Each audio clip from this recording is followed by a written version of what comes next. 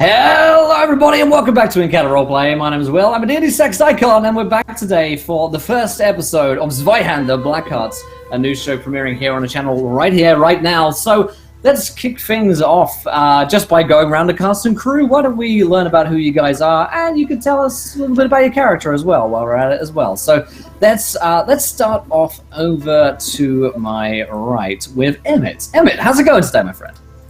It's going great. It's Friday night in Phoenix, and I can't be happier to be here. So it's a good time.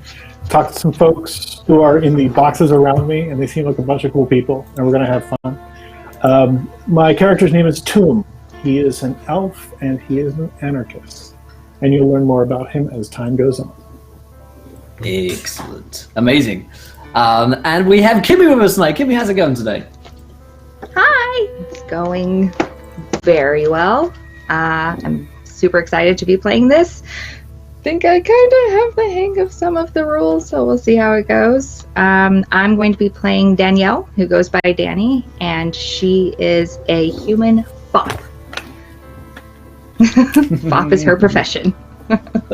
Amazing. Fantastic. We've got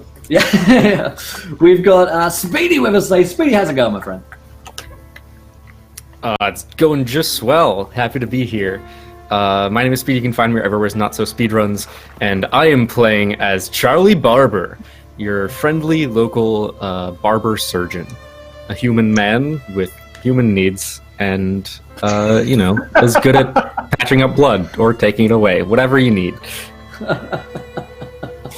Oh, amazing. And of course we have Lydia. Right. We have Lydia back with us tonight. Lydia, how's it going today? Hey everybody, I'm Lydia. It's super good to be here.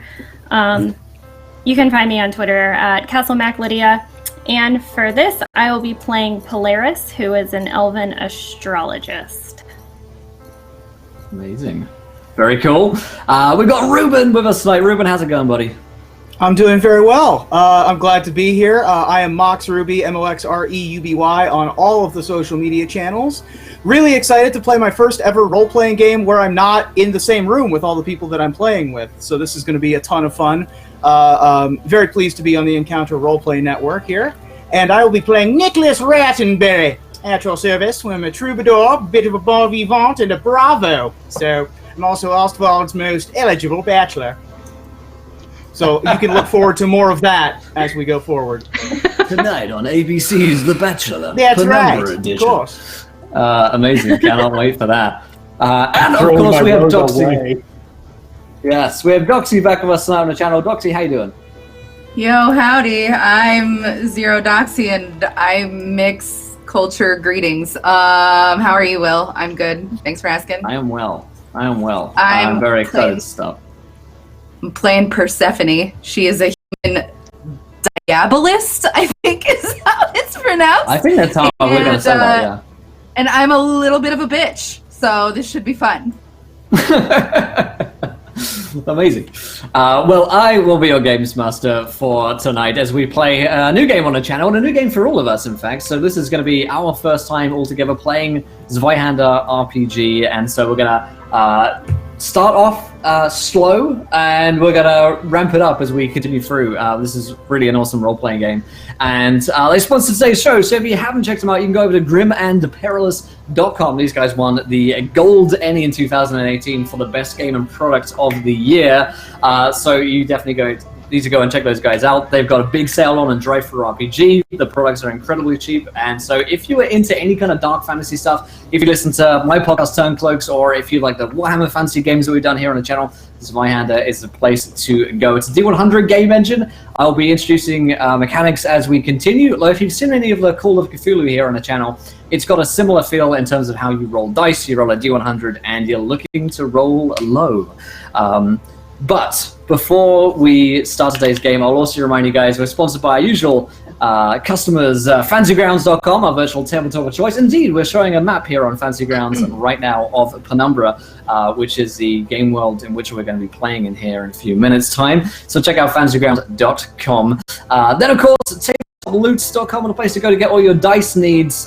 When we retweet the tweet 20 times, you guys get to get a set of tabletop loot dice given away to you guys for free there in the Twitch chat. And of course, whalingames.co.uk is a go-to place to get some tabletop board games, war games, and more. You guys can, of course, donate to affect the game as well. You can give players Nat 1s, Nat 20s, wild magic surges, and this month's table is the table of pets. So if you want some grim and perilous pets going around who, disclaimer, may die, so don't get too attached, then you can give them pets. And it's pretty down awesome. I'll look for you guys here in the chat in case you want to do that. But let's start. Let's get into things. Let's get things rolling here for a moment. So, we're playing in the world of Penumbra, which is a dark, low fantasy world, which is pretty brutal, pretty merciless, and as things stand right now in a state of panic and turmoil. Why, you may ask? Well, first things first, the Emperor, who's ruled for longer than anyone can remember, has just died in the city of Ostwald, which is where our campaign is going to take place. Emperor Godfrey is dead, and everyone is pretty darn upset about that, because no one really knows what to do now. In the power vacuum which has been left, roving bands of knights led by one Sir Winton have been seizing control of the city and pillaging and burning as they go. So it's not a particularly nice place to be in Ostwald at the best of times, but certainly not now. Secondly, across all of Penumbra, there is a plague, which has been dubbed the Blood Plague. The reason why, you start bleeding from every possible orifice until you die, or worse. And that is it started somewhere in the south, and it's been pushing its way northwards ever since. And rumor has it that it is reaching Ostwald shortly, so there is a sort of quarantine and a panic happening in the city as things stand. So, that's a little bit of backdrop for the campaign. We're just going to dive right into things. So, welcome to the once grand Ostwald, capital city of the Midlands. The world of Penumbra has grown darker and more dangerous these past few years, ever since the arrival of the vile Blood Plague, and more recently, Emperor Godfrey's mysterious death. Civil war has washed the continent in the blood of the wicked and innocent alike, and refugees has come from near and afar, seeking one of the last bastions of civilization and safety on the continent. Ostwald is one such place, rumored to be relatively secure from war and plague, so for one reason or another, you have come here seeking entrance to the city proper. You aren't quite there yet, though today you find yourself in Ostwald's slummy dockside district, sitting at the bar of an inn, tucked away in a dismal back alley. The Wretched Widow's Inn comes by its name honestly. It's certainly wretched enough. The lantern's dim glow barely affords the gloomy bar with enough light to show the faces of a handful of patrons gathered just past noon. A few rickety wooden booths and tables line the walls of the downstairs tavern, providing dark corners for private conversations. The inn's sole proprietor, Widow Willisby, is a stone-faced, half-elven matron, presently tending to the bar. Unless directly accosted, she mostly ignores you and the other patrons, while she half-heartedly cleans and stocks shelves. The camera pans over to one such dark corner in the tavern where we see one young Charlie Barber. Charlie, why don't you describe to us what it is that you look like tonight? Charlie Barber is a young man. He's fairly well kept, even though some of his clothes look kind of old. You can see on his the wrists of his collars, there's a bit of sort of a brownish red tint to them from some of his more gruesome work that he has to do. But otherwise, he keeps himself clean shaven, clean cut, with a lovely hat and suspenders to keep up appearances. Absolutely. And what's on Charlie's mind tonight while he sits at the Wretched Widow's Inn? Well, word of the plague has been spreading and rumors have been abound that it's been coming closer and closer to Ostwald. Charlie has been apprenticing under his father at their barber shop for some time now, and his father was quite convinced that Ostwald was going to be the next victim of the plague. He's been spreading rumors of it coming soon, and that the only way to prevent it is with the ritual of bloodletting. That the plague is an imbalance of the humors, that people with too much blood are simply going to overflow with it. Indeed. With these rumors abound, yeah, his father was obsessed a bit with the notion of the plague, and as a result, well, he let a bit too much blood.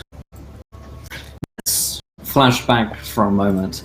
As Charlie sits thinking on this for a moment, you remember the calls of your father as he worked down in his laboratory in your house. The shouts up to you several years ago now, but the memories are still clear. Charlie, come down here now! Charlie, I need assistance with something.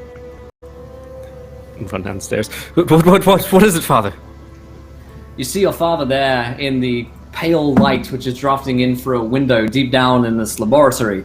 You remember when a few days past, this sick man had entered into your father's practice, and he had promised to cure him. Your father's been locked away ever since, and you see him stark, pale, bony, his sleeves rolled up and his eyes somewhat wild, leeches covering this man's body, while your father, Franklin, has a knife with a lot of blood dripping from it in one hand.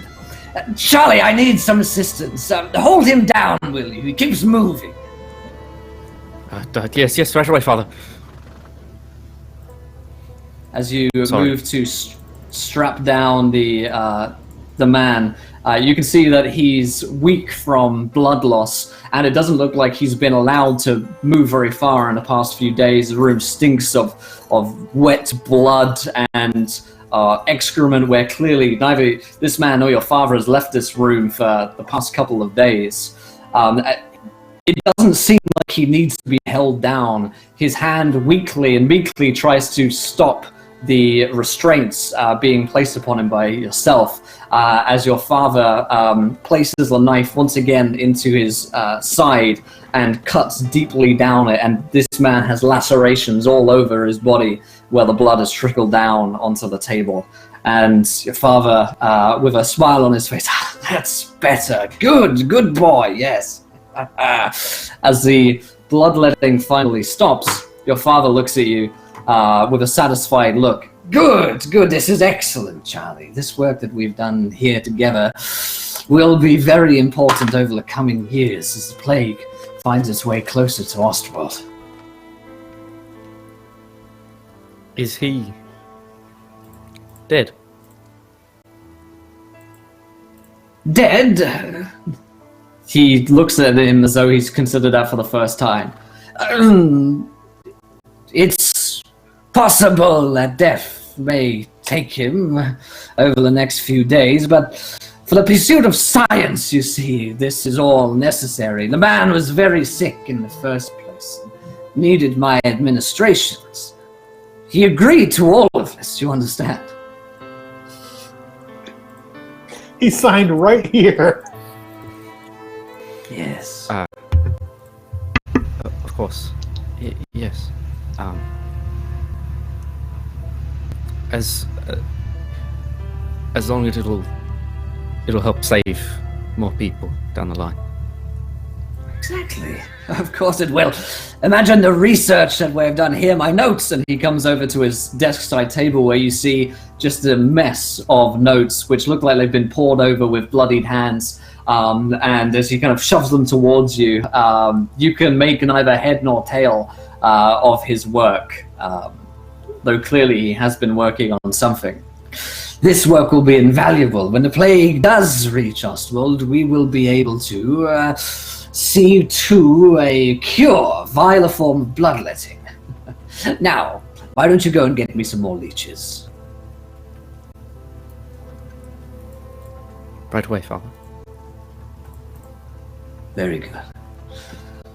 over the next couple of months, this is a familiar scene to you. Fetching more leeches from above, bringing them down to your father as other patients come in and very rarely come out alive. It's with some unfortune that your father's vivisections and experiments, as he would call them, get him into trouble after one particular noble had found himself down in your father's basement and never returned. When a city watch came calling, they started to ask a lot of questions. They believed your father, though, to some degree, about his research. After all, times are desperate and a cure for a plague is needed, so what's the matter if a few people die along the way? Nevertheless, though, he is stripped of his rank of surgeon and demoted to less high praise, I suppose. His offices are stripped, a lot of his wealth is taken away from your family, and he is left with very few patients ever coming in, only the most desperate. He locks himself away in the basement until one day, not so long ago now, it's been days since you've even heard from your father. The last you remember, he was down in the basement, but he hasn't called for more leeches in quite some time, and it starts to sink into you that maybe you should go and check on him.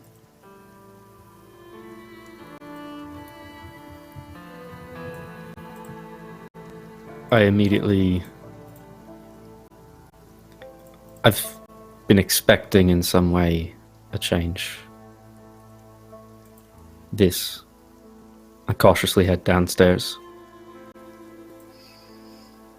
Once you reach downstairs, it's not a surprise that you would see someone dead on the table by this point, but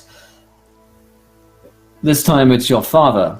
It seems that in lieu of any other patients, he had begun to experiment upon himself with the process of bloodletting, and it looks like he went a little bit too far.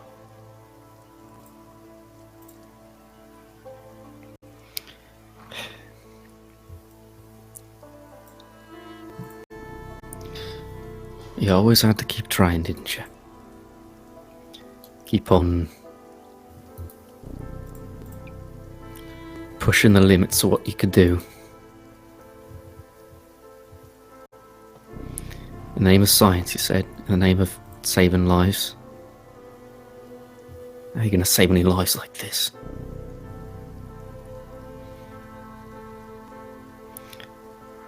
I wrap him up in bloody rags and carefully dispose of him the same way that he disposed of so many before him. To the docks.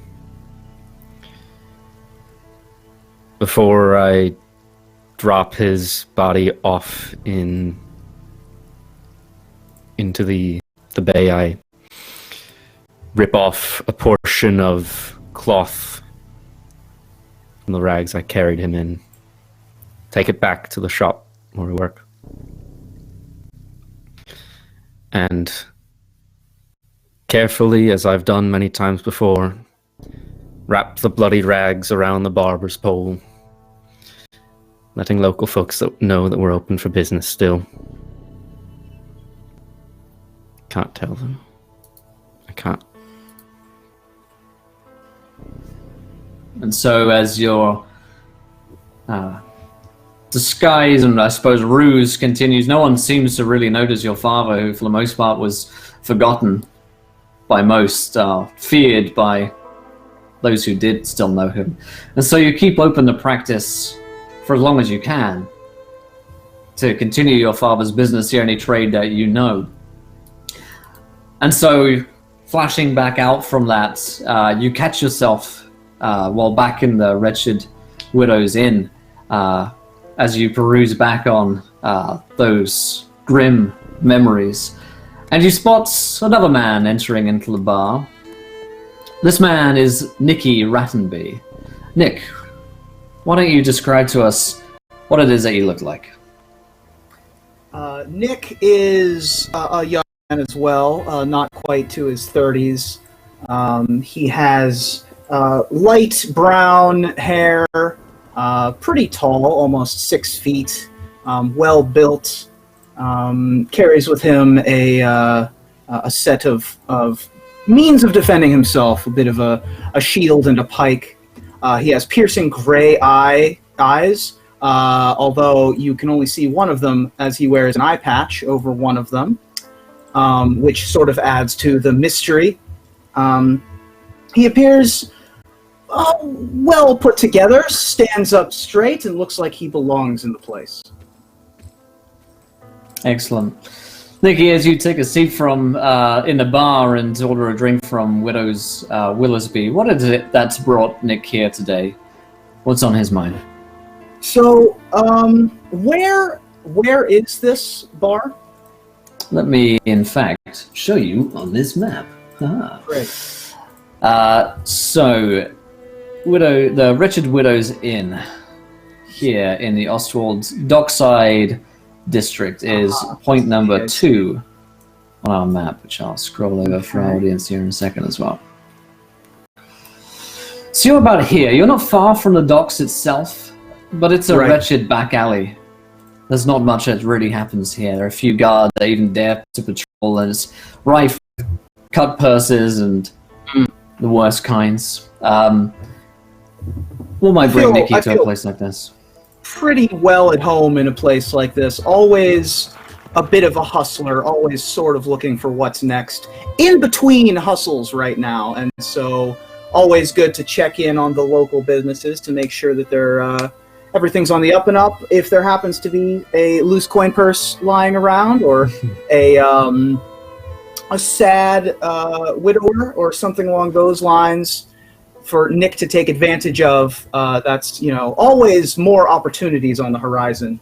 And the Wretched Widow's Inn is certainly right within his wheelhouse. So he's probably stopping in, not so much for pleasure, probably more for business. This is probably on his regular route of looking for people to gamble with, con, perhaps interest in a business proposal, something along those lines. Interesting. Okay. So, Nick, as you grab a seat and Widow's Willisby brings over an ale, I would sit in a front corner watching the door. Excellent. Your eyes fixed on the door, the smell of this place, the kind of low smell of cigarettes and ale which is soaked into the carpets and wood of this place just permeates throughout your nose. And Nick's been in some bad places in his life, right? He's had some less than desirable places. And the stench of this place, as it fills your nostrils, smell, just brings back this memory of when you were a child. When you were an orphan growing up on the streets of Einem, a town far from here, but not dissimilar in many ways, and you were young. And you recall sitting at a table in the orphanage, other children around you, playing, some miserable, some sick, and very few people to truly to care for you. Certainly there was a matron of kinds who made sure that you were all fed and some kind of roof over your head, but this orphanage had no love to give. It had nothing really for you. Until one day when you were sitting at a bar, you remember a man walking into the bar with a sword on his hip. He wore a suit of armor and had livery on him as well, as it looked like a knight, if ever you had seen one before. And this man took one look around the bar and spotted you. His craggy iron face looked you up and down for a minute, and he said, "Boy, what's your name?" My name is Nikki. Nikki. I suppose that will do. Nikki, how strong are you? How old am I? I would say at this point you're maybe 8 years old. 8 to 10. Okay. At this point, I would stand up, look up at the craggy face, and sort of size him up, seeing what he's asking me for, and I'm going to try to shove him. Yeah. You shove into this heavy steel plate, which does not move as you try and push into it. But you do feel his leg being put back. He sort of like presses a foot back as you thrust into him with all your strength, and he chuckles a little bit. Huh, that'll do. I'll get All a right. self-satisfied smile and be like, I'm strong enough. Strong enough. Well, that's all it takes. Nikki, my name is Urquhart, and God's willing, I will take you out of this place. Then his sort of proud look will sort of fall away, and he'll just get another childlike glare, because this is the first opportunity to sort of actually leave. Yeah. Great. Where to? Good. Well, not far from here first, back to my camp. The last boy died, so I should tell you now that it's dangerous work which I'm involved in. I am a hedge Anything's knight. better than here. True enough. I am a hedge knight, which means that I travel from place to place and pledge my services to whichever lord or lady deems it necessary. As my squire, you would look after my things, my horse, my pack, my sword, clean my armor. You will be fed, and you will learn from me. And when you are ready, I will give you a purse of coin and send you on your way. How does that sound?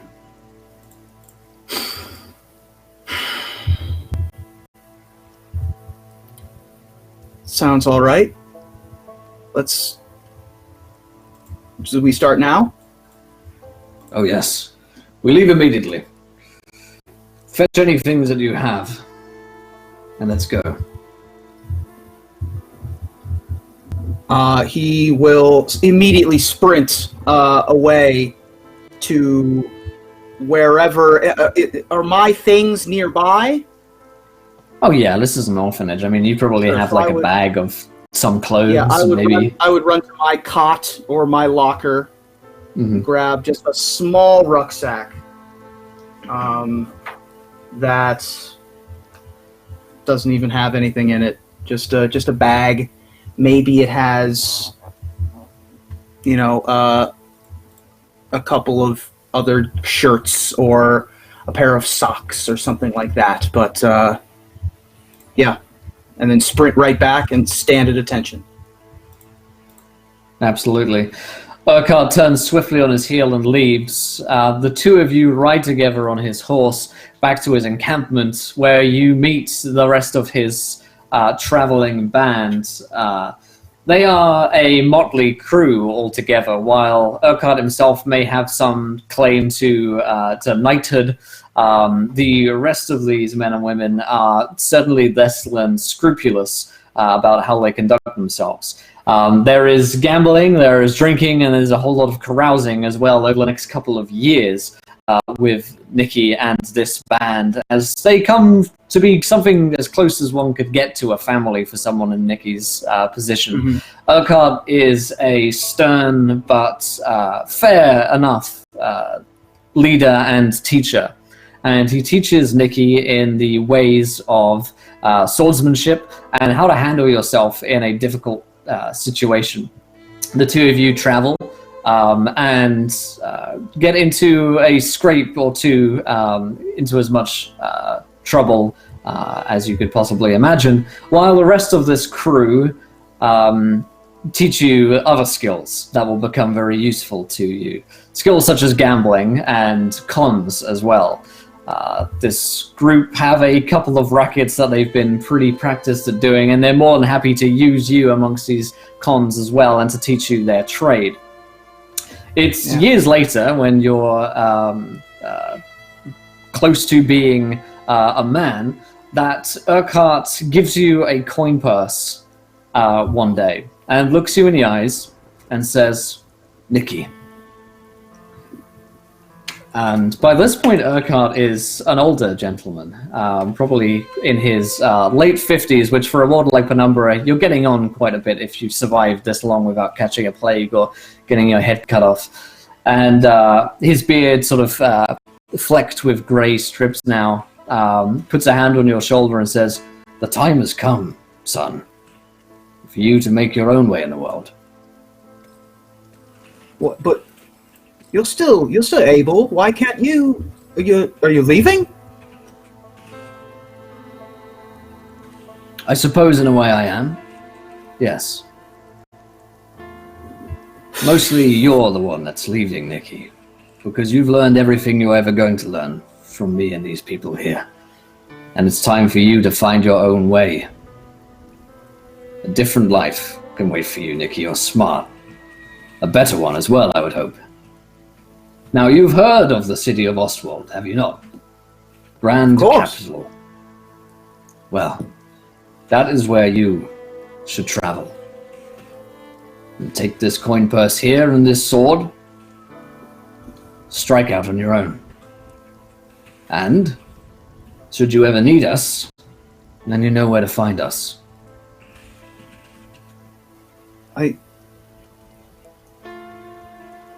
I can't thank you enough for what you've done for me. There is no need for thanks. You have been more of a help than you will ever know as well. This is now the right time for you to get away from this life. I am old, and sooner or later we'll get ourselves into trouble that we can't get out of. But you, smart, quick on your feet, good with a sword. It's time for you to find your own crew. Yeah, we've run enough cons against the hoity-toity. I've got my voices and my ways to be able to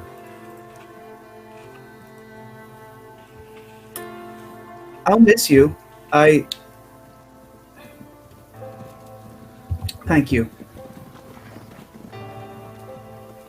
Thank you, Nikki. And best of luck to you. The road is long and dark, but you shall make it. And before you can see the tears well up in his eyes, Urquhart gives you a shove, not unlike the shove that you first gave him when you met him in the orphanage all those years ago. And he sends you on your way. You'll always have a squire if you need one. There's no response from Urquhart. He's a man of few words. But those that he does share, mean a lot.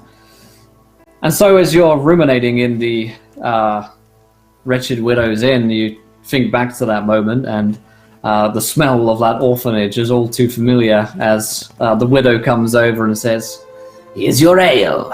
Please sit down on the table. Thank you, Willowsby. Much appreciated. Yes, it's a dark night out there. A storm's coming in, she says to the whole tavern. One should be careful. Yes, well, fortunately we have a roof over our heads, isn't it? Long as you pay. Of course. And she bustles back over towards the bar with her crooked hunch and sits herself down, eyeing up the rest of the patrons in the bar. In one of these dark corners, which you may peruse onto over, Nikki, you spot someone unfamiliar that you haven't seen before. This is Danielle. Danny. What do you look like on a night like this?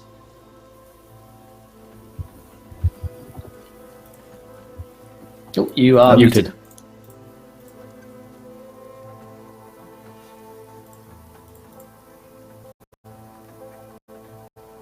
No, still nothing.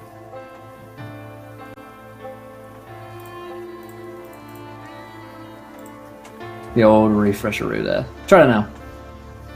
Better now? There we go. There we go. I was messing with the microphone settings when it wasn't my turn, and I think I needed to refresh to All good, all take good. effect. Yes, what do you look like? I am in a corner with a glass of wine, hunched over my writing kit. In this tavern, I'm figuring out my finances. My last patron stopped being a patron a while ago, and I'm trying to figure out where my next meal is coming from. So, Okay. my brow is furrowed. I'm worried looking at these numbers. Yeah, as you stare down into the writing kit concern on your brow, how is it that Danielle came to Ostwald? What was it that brought her here? She sort of didn't escape Arkenbury, but she was born and raised in Arkenbury and hated it every second there. And she was raised in an orphanage by nuns who were very kind, but they were the only kind ones to her there. The other children were terrible to her when she was a child. She was just ugly and bookish and red, and the kids teased her. So she spent all of her time in the brothel around the corner, where the cook was incredibly nice. And so she hung out with the cook in the brothel and befriended the prostitutes. And so the cook kept trying to teach her how to prepare meals, which she never quite caught on to, but the prostitutes, they taught her some things. So she, after becoming friends with several of them, she sort of fled to Ostwald when she was 16, and she's been there ever since. I'd say then that as Nick sort of looks over across the bar into this corner, you may recognize by reputation Danielle, who's something of a social butterfly, I think it's safe to say. And whether or not you know her particularly well, you've probably at least heard of her. And this is a particularly sort of a dank tavern to be in. Which maybe piques your interest, Nick. Yeah. I certainly float around the outside of the same social circles that Danny is probably much more welcome in. Yes. Danny, you spot Mr. Rattenbury take a seat across the bar, have a brief intercourse with Widow Willersby. And the two of you catch eye contact after a moment. I'm going to go ahead and nod to him and take my glass and raise it to him. I assume I have a glass as well. Absolutely. I will, as I wander. As I wander past, going back to my post in my comfortable corner, making sure that I have all of the angles covered, I will sort of clink as I walk past, but turn and sort of back into the corner and maintain eye contact.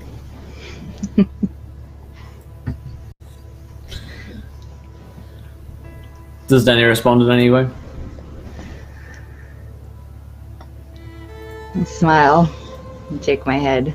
I'm going to actually go ahead and close up my writing kit and grab my glass of wine and Do I spot Nick. Do I spot what is in the writing kit as I wander past? What is being It looked depends. at?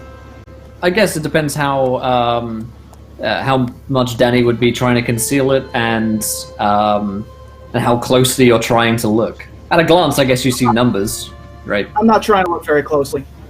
Yeah, some kind of numbers. Okay. maybe it's like accounts. Yeah. Sure. I've seen books before. That's fair. It's an Excel spreadsheet with Yeah. yeah, it's a ledger sort of. It's Sure. she's not really trying to hide it. But the numbers you probably would aren't have recognized. the numbers aren't large enough to gain my interest, right? No. That's all I'm looking for. That's all I Not care enough about. zeros there. Yeah. Not enough zeros. Yeah. Some negatives. Yeah, it's Sure. not a pretty sight at this A point. lot of red ink. Yes. So yes, I'll have my writing kit sort of bundled up, and I have a shoulder bag as well. My glass of wine. Mine. I've seen you around. We've never really met. I'm Danny. Mind if I join you? Of course. Always empty seat for someone as beautiful as yourself. Thank you. I'll go ahead and I'll sit down, and I'm going to sort of stash my writing kit into my shoulder bag. So, this isn't really either one of our scenes. What brings you here tonight? Yes. Well, you can't be too picky at times like this, of course. There's slim pickings, as it were. There's not much money to be made, and so you have to be checking around everywhere. Smart man. I like to keep both eyes open, and he will lean towards you with the eye patch.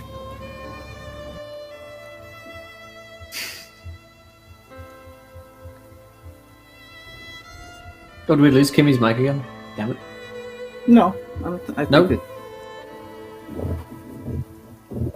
Oh, maybe we did. I think we did. It's okay. How dark is it in the bar? There's that sort of dingy low light of a tavern which allows illicit activities to be taken place Okay. in it. So there's a lantern on the other side of the wall, but the shadows grow long, especially this late. So you know the function of the eye patch. There's no required. I don't need my version of low light vision. No, absolutely. You're good. So Kimmy's just dealing with a sound there. So let's have our... Okay, question for Tomb and Polaris.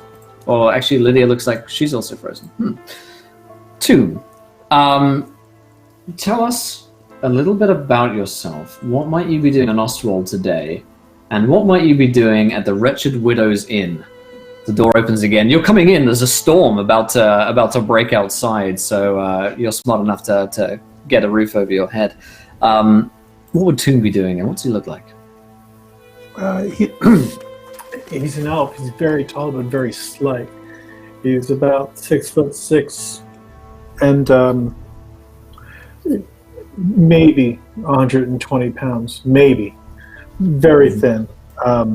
Almost like a, I don't know, like a much less attractive David Bowie, with a terrible scar that seems to run from one side of his head all the way down his torso, but you can't really see much past the clothes.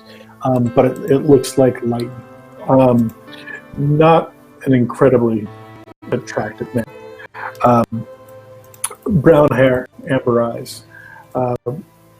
It's weird that an elf would seem so common, but he does. Interesting. Speaking of which, how And- common are elves? So, elves certainly in Ostwald, and probably the Dockside district as well, wouldn't be an uncommon sight. Certainly less common in humans. They are like the most common type of people that you see in this city. But the district that you're in right now is fairly diverse. You'll get a lot of people who are like going through town in the docks, yeah. Tim's walking into the bar to get out of the storm, but there's more than one storm that he's concerned about right now. There's the weather outside, but he takes a look around this place, and he's like, yeah, there's not enough money here for the illegitimate knights to want to make a show in here tonight. So I'm going to chill out in here for a while. All right. And being the anarchist that you are, would it be possible that you have staged demonstrations or like public rallies maybe against these knights? How vocally outspoken would Tomb be, or is he sort of on the lowdown?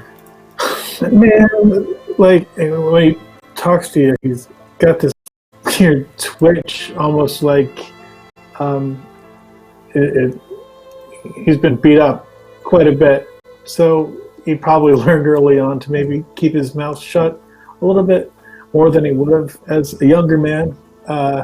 He's middle aged now, so he's a little bit older, but probably not so much wiser.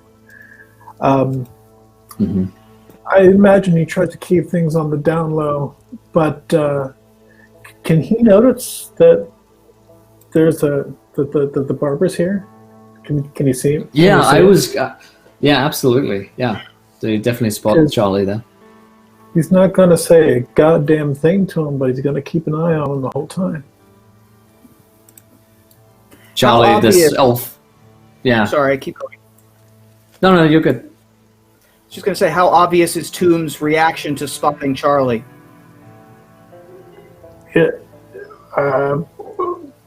If you noticed Tomb, then you probably noticed him looking. Yeah. So this elf shoots you a look across the bar, Charlie, and doesn't stop. He's not trying to engage. He just sees you, and he knows what's going on.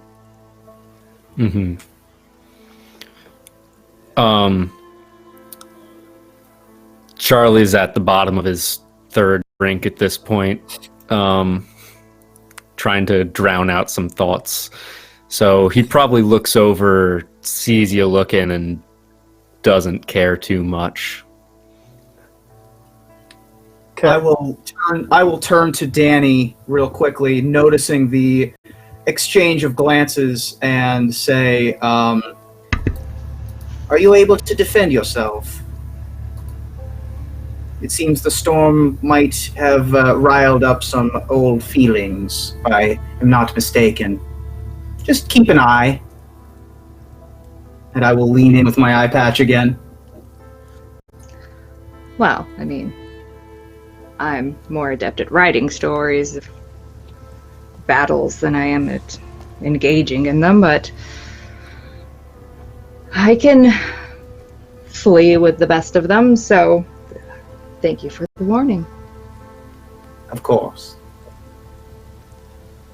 It's certainly not uncommon for a bar fight to break out in a place like this. Indeed, probably most nights don't go by without some kind of fight taking place. After all, tensions are fairly high politically, and just in terms of like the poverty level is extreme, so people cut purses and thieves on most alleys. Now, I'm going to make a leap here with Polaris and Persephone. You guys, there's an astrologer and a diabolist, I think is what we said. However the we two decide of you, it's pronounced that time to say it. that's right. That's the key. The two of you, now, I believe that we said that Polaris would be a sort of registered mage, who would be perhaps formally trained and licensed, as in to say that you would regularly have to check in with, it's like being on bail constantly. You would have to check in with like a knight or some member of a religious order to make sure that you haven't gotten up to no good and become a witch, which is to say that you're practicing spells outside of that which might be accepted by common law. On the other hand, we have Persephone, who is, I believe, a witch, as we Most were certainly chatting earlier. does things outside of the law, yes. Most certainly outside of the law. So I think it may not be out of the bounds of imagination that the two of you may know each other and perhaps be here to meet one another, because this is a place that no one's going to find you. There are no knights that should be, patrolling around here as far as you guys know. Polaris, what is it that you look like? Step into the bar, maybe the two of you will step in together. Polaris is pretty petite. She's an elf female. She's slender. She's pale, and her eyes, though, are like all the way black, like just pitch black, but she has golden hair.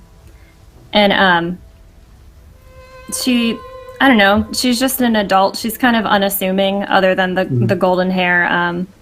She has a nice face. When she smiles, she has dimples in her cheeks. Okay. And so, this is going to be awesome. So, Persephone, you step in behind Polaris just as the storm breaks in outside. What does Persephone look like? A little different than that.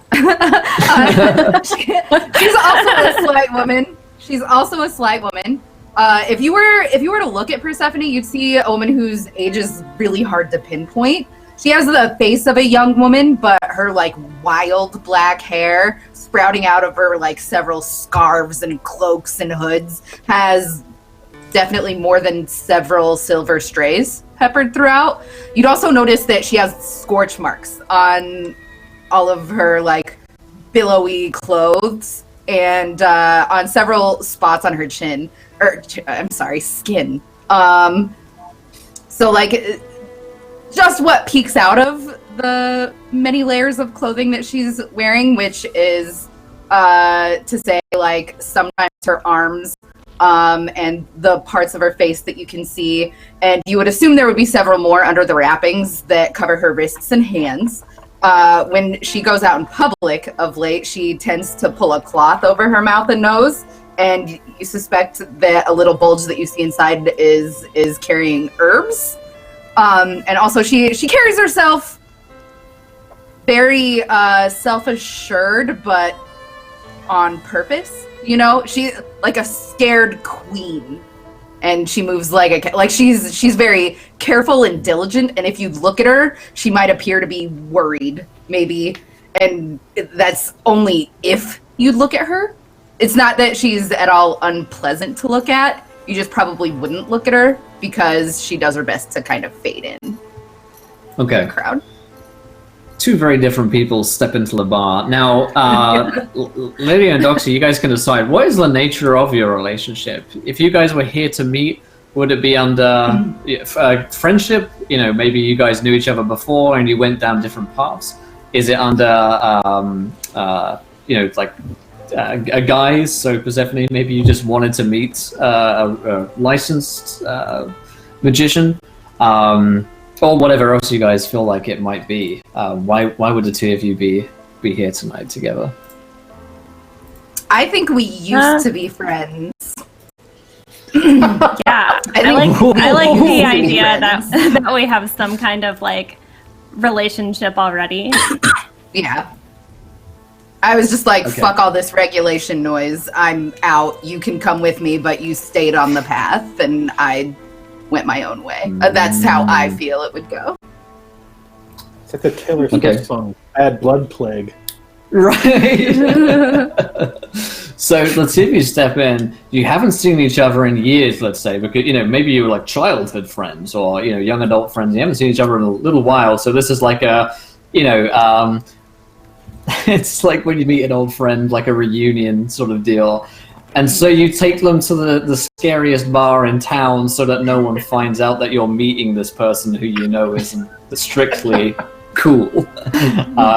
So no one will see you here, right? Like, so let's go to town over. Exactly. Let's meet in Ostwald. We both live in Ireland. Anyway, you guys step into the bar. Widow Willisby shoots a crone-like eye over the two of you and says, "What'll it be?"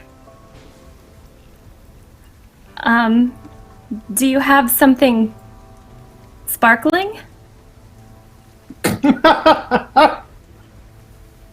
She looks at you as though she's never heard that word before and doesn't trust it. We'll take a new unopened bottle of whiskey, please.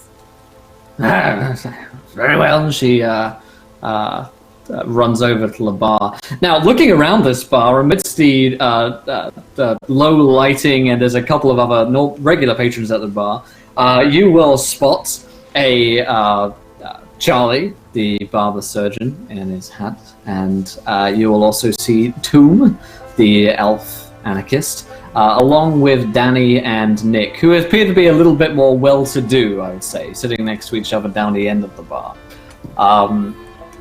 Where would you guys like to sit? I imagine she knows Persephone well enough to know that we're going to go into a darker corner.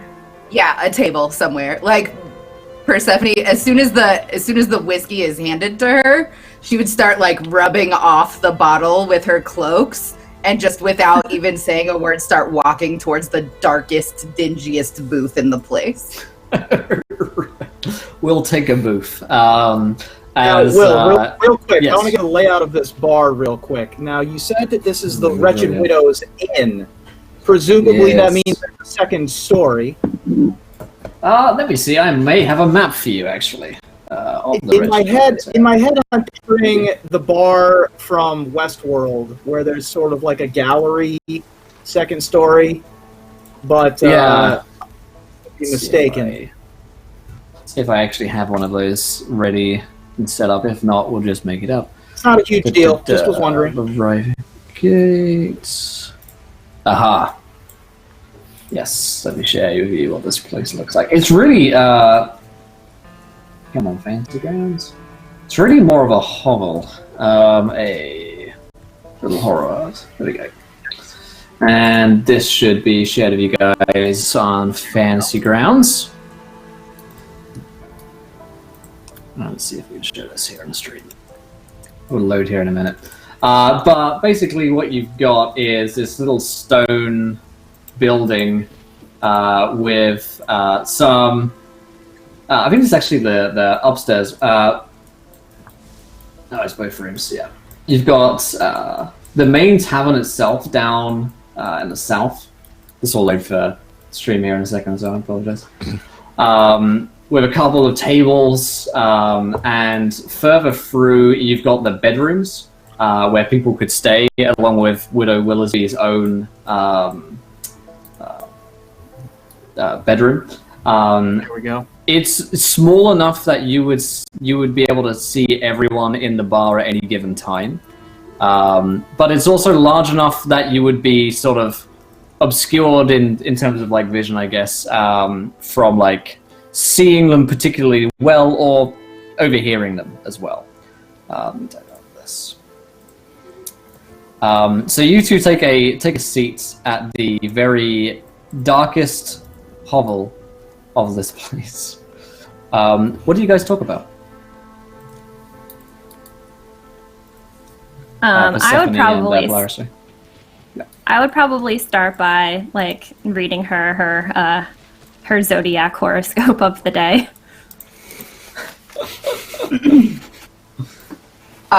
Persephone would try as hard as she could to not roll her eyes and be like, yeah, definitely that stuff.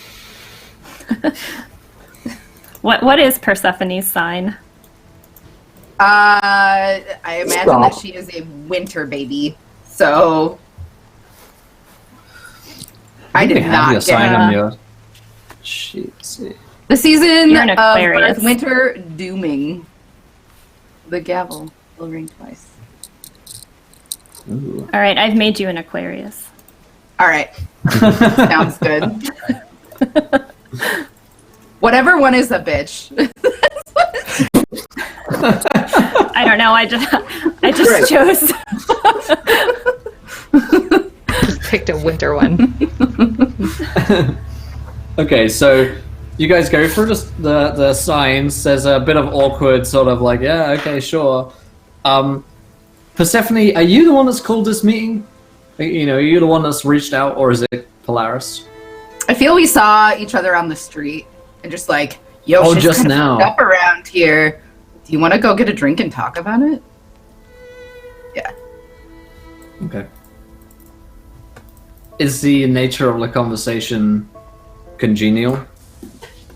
Yeah, I put it in chat, but for what it's worth, I think that even though they lost touch, I think that Persephone has a very strong fondness for Polaris. I don't think that she would have have any kind of ill will towards her or anything. They just different paths. Right. Yeah, I don't think Polaris really has ill will towards anybody. And I think that Persephone and I probably, like, I don't know, I would have always had a fondness for her and just been sad that she went the other way, but also was worried about her. So I think that she would try to check up on her every so often. Okay. You guys catch up. Charlie, Toon sitting alone, Danny, Nick conversing along with Polaris and Persephone.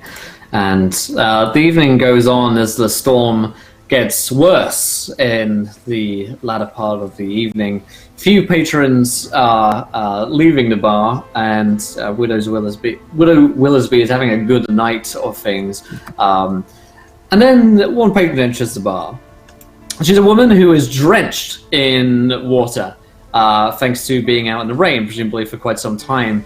And she carries a fine-looking mortuary sword that looks like it's seen some use in its time.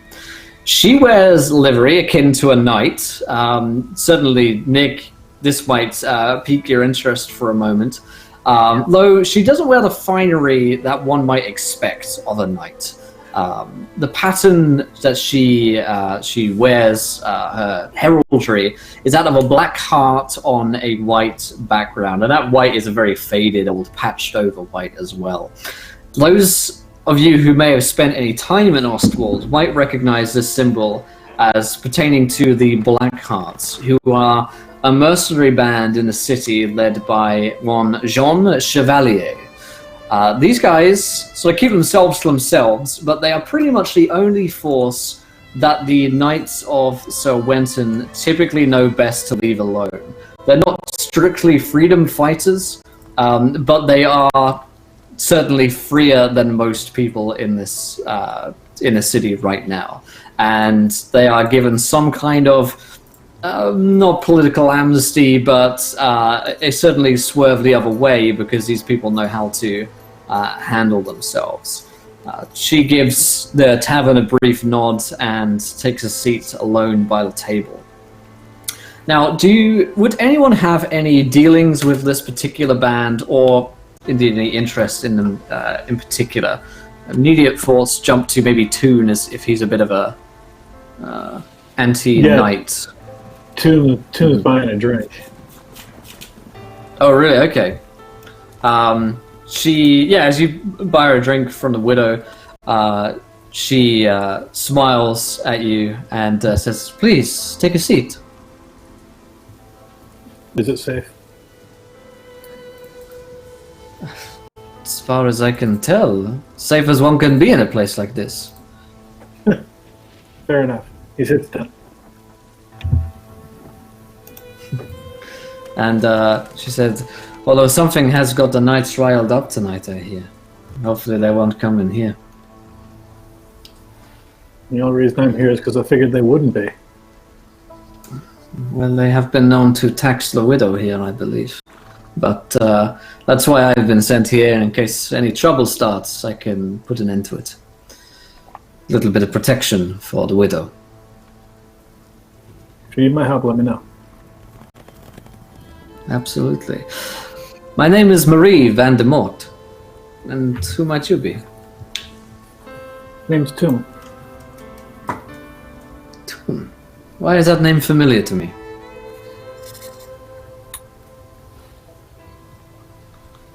You've been causing trouble. Heard by a few of the knights as they kicked the hell out of me as a younger man.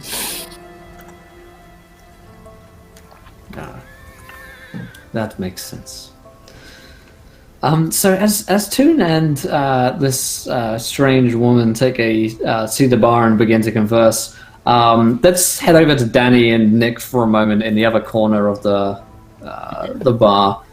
What discussions are taking place, or you guys chatting about as this latest development unfolds? How far away from the bar am I sitting? Could I have overheard that brief conversation? I felt like you were at the end of the bar where Danny was. You could certainly move over there if you wanted to hear what they were talking about, though. Okay. No, not terribly important. I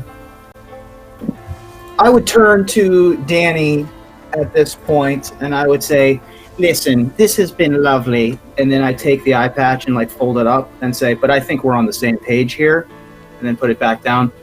To clue her in that I'm like in a cover kind of situation, because she's not a target at this point. So, but she looks like she could be an ally. This looks like it could be a powder keg. How bad does this storm feel like it is to you? Because I'm not particularly sure I want to be here when this when more of these nights roll in.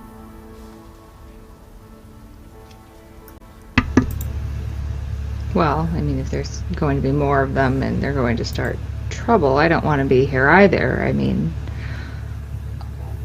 I've had experience with some of these nights before, and I've never found them anything but mostly cordial. Yes, at least to me, but... Can I overhear them? Well, I guess Nick and Danny couldn't hear you. I mean, like... though, so I don't know if that means anything. Right in the middle? Yeah, Charlie's right in the middle. He can probably hear what's going on here. Yeah. This would have been in a hushed tone. I would have been speaking so as to have the Blackheart not hear me, but two of them might have. Who knows? Yeah. Right. I'm more interested in what the anarchist and the knight are talking about. I would say that I recognize her if she's part of this mercenary band, that I've probably had to tend to some wounds from people of her unit who have fought before, maybe even herself. Yeah. But I will maneuver myself in such a way so as to be as close to the door as possible without being conspicuous. Okay. I want to be able to make a fast exit. Okay. Is it possible that I could have eavesdropped that conversation and noticed him move toward the door? Yeah. Okay, do you want me to roll for that, or should we just assume that I did hear what they were saying? I think in the small space that we're in, if we're all sort of like trying to, if there's tensions are high and everyone's trying to track one another and one another's movements, then it's likely that you would at least see Nick moving out of here, and you could interpret that he's trying to make. Can I try to catch Nick's eye as he's sauntering past? Mm-hmm. And I just wave him down closer to my face. Just to try to draw his attention to me. You're a full half a foot taller than me, so... Yeah, but I'm just trying to get your attention so I can whisper something to you. Sure. I'm still at the bar, so if we're both standing at the bar, I'll do the old... Yeah. One of those, like, trying to stay a little inconspicuous, yeah. If the knights are coming for anyone tonight, it's going to be the widow, and I know that you'd want to help her stand her ground. It seems the sort of thing that you would do.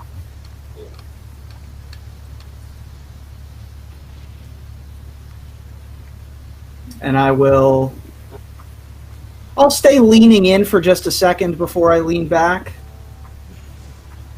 And no response. Mm-hmm. Okay. I don't say that, I just let it go. Okay. Does anyone else want to do anything at this point? Well, now that Danny's at the bar and Nick isn't there, so Charlie's just a few seats down. Yeah. Danny's just gonna look around the room.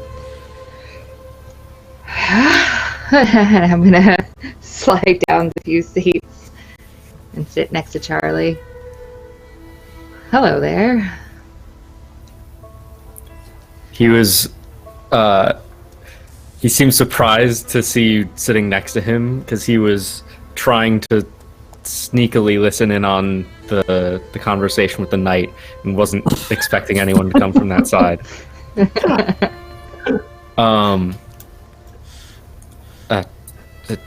Hello.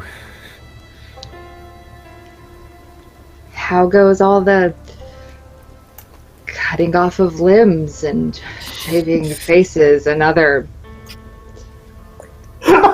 wonderfully useful things that your kind do? How is all of that?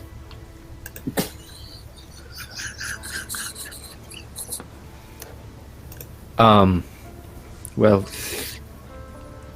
I suppose not too much in the cutting off of limbs department as of late.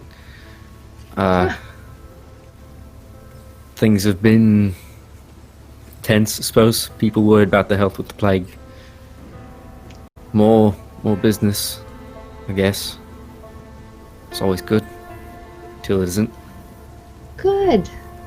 I'm glad the plague is being of use for someone. That's always a nice thing to hear. Not always, it's a strange profession, you know, profiting off the sick. Well, you're not making them sick. If you were, though, that would be clever. But No. presumably it's not your fault, so you're providing a wonderful service. Yeah. That's what I believe. That's what I gotta believe. I try to help. I'm sorry, I don't believe I got your name. Danielle. My friends call me Danny. You can call me Danny. I'll offer my hand. I will specifically actually offer my left hand. Okay. He starts to reach with his right and reaches with the left instead.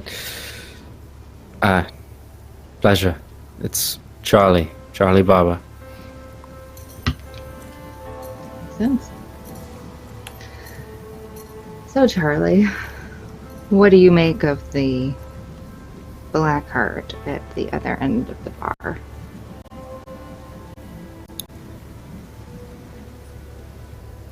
I don't know all that much about the Blackhearts, other than coming sometimes with more than a few scrapes on them. So my best work, that.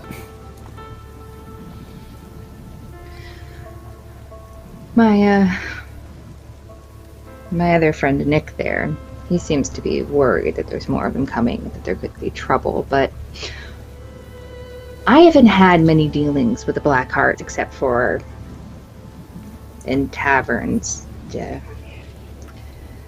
or in their rooms telling stories. But I've never had trouble with them. Yeah. I can't say I have either, but they can be a bit rough sometimes. I would say I don't often see him alone, but I also don't often see people trying to make trouble in Widow's Tavern unless, well, they got someone particular in mind. Okay. Or that makes sense. Well, you don't mind if I sit here next to you for a while, do you? Not at all. Have a drink. Relax. Forget. That sounds heavenly. I will do just that. From outside, you hear a scream. Sounds like a woman's scream from somewhere close by. Everyone in the tavern can hear that. You don't suppose it was like a scream of pleasure? Fortunately not. The wail was piercing and could curdle milk. I assume I'm closest. Sorry, go ahead. I just said I look at the Blackheart to see what she does. She raises her eyebrow and stands up hand on her sword. She looks around the room and says, "Is anyone going to go take a look at that?" I assume Let's I'm go. closest to the door. Absolutely. Yes, as Nick, you sort of like poke your head out the door and through the storm, there are more screams coming from outside. As someone stumbles close into the door, almost throwing their whole body against it, and this person seems to be a man in ragged clothes, possibly homeless or a vagrant, and this man with shaggy hair has thrown himself against the door, and as he sort of slips down from the door, there is blood which is pouring from his eyes, his mouth, and seemingly from his hands as well. Nope. So gross. I see that coming, right? Absolutely. He slams himself against the door just as Slam you the sort of door. opened it, as he falls down, and quite clearly he's dying in his very last moments of utter agony. Slam Obviously the door. of the There's plague. a bar. There's a bar for the door. Yes. Yeah. Slam the door, bar the door. Chairs. We need chairs in front of the door. Everybody, is there a back door here, Widow? I'm using my normal voice at this point. I've dropped my affectation. Yeah, absolutely. The widow seems surprised. All of you have seen this, by the way, and you would have never seen someone so rampant with the plague, so close to home. This is certainly an apocalyptic sort of event that may happen here. Persephone would like try to look like she's paying it no mind, but she would absolutely pull her cloth up over her face and her cloak tighter around her and try to like kind of shrink into her chair and not be noticed. Mm-hmm. There are more screams. I think from that. Good. I'm sorry. I think that Polaris would have like some weird morbid curiosity about it. Okay. Charlie just finishes his drink and says aloud, "Guess today's gonna be the day then." The widow. Don't go in. You don't have one of those like black masks with the beak that I could just borrow, do you? That's not your thing. Love, I'm a barber, not a plague doctor. Yeah, darn it. The widow sort of like shouts in surprise as this person's been slammed up, and you're putting chairs in the bar. And indeed, as you ask about the back door, you hear a battering on the back door, and you hear a voice. Please let me in. You, Blackheart, friend of yours? She shakes her head as she's drawn her sword at this point, and says, "No, more of them." You're not expecting more of yours coming? I thought you might be a harbinger. I'm afraid I am on my own. That's how we all.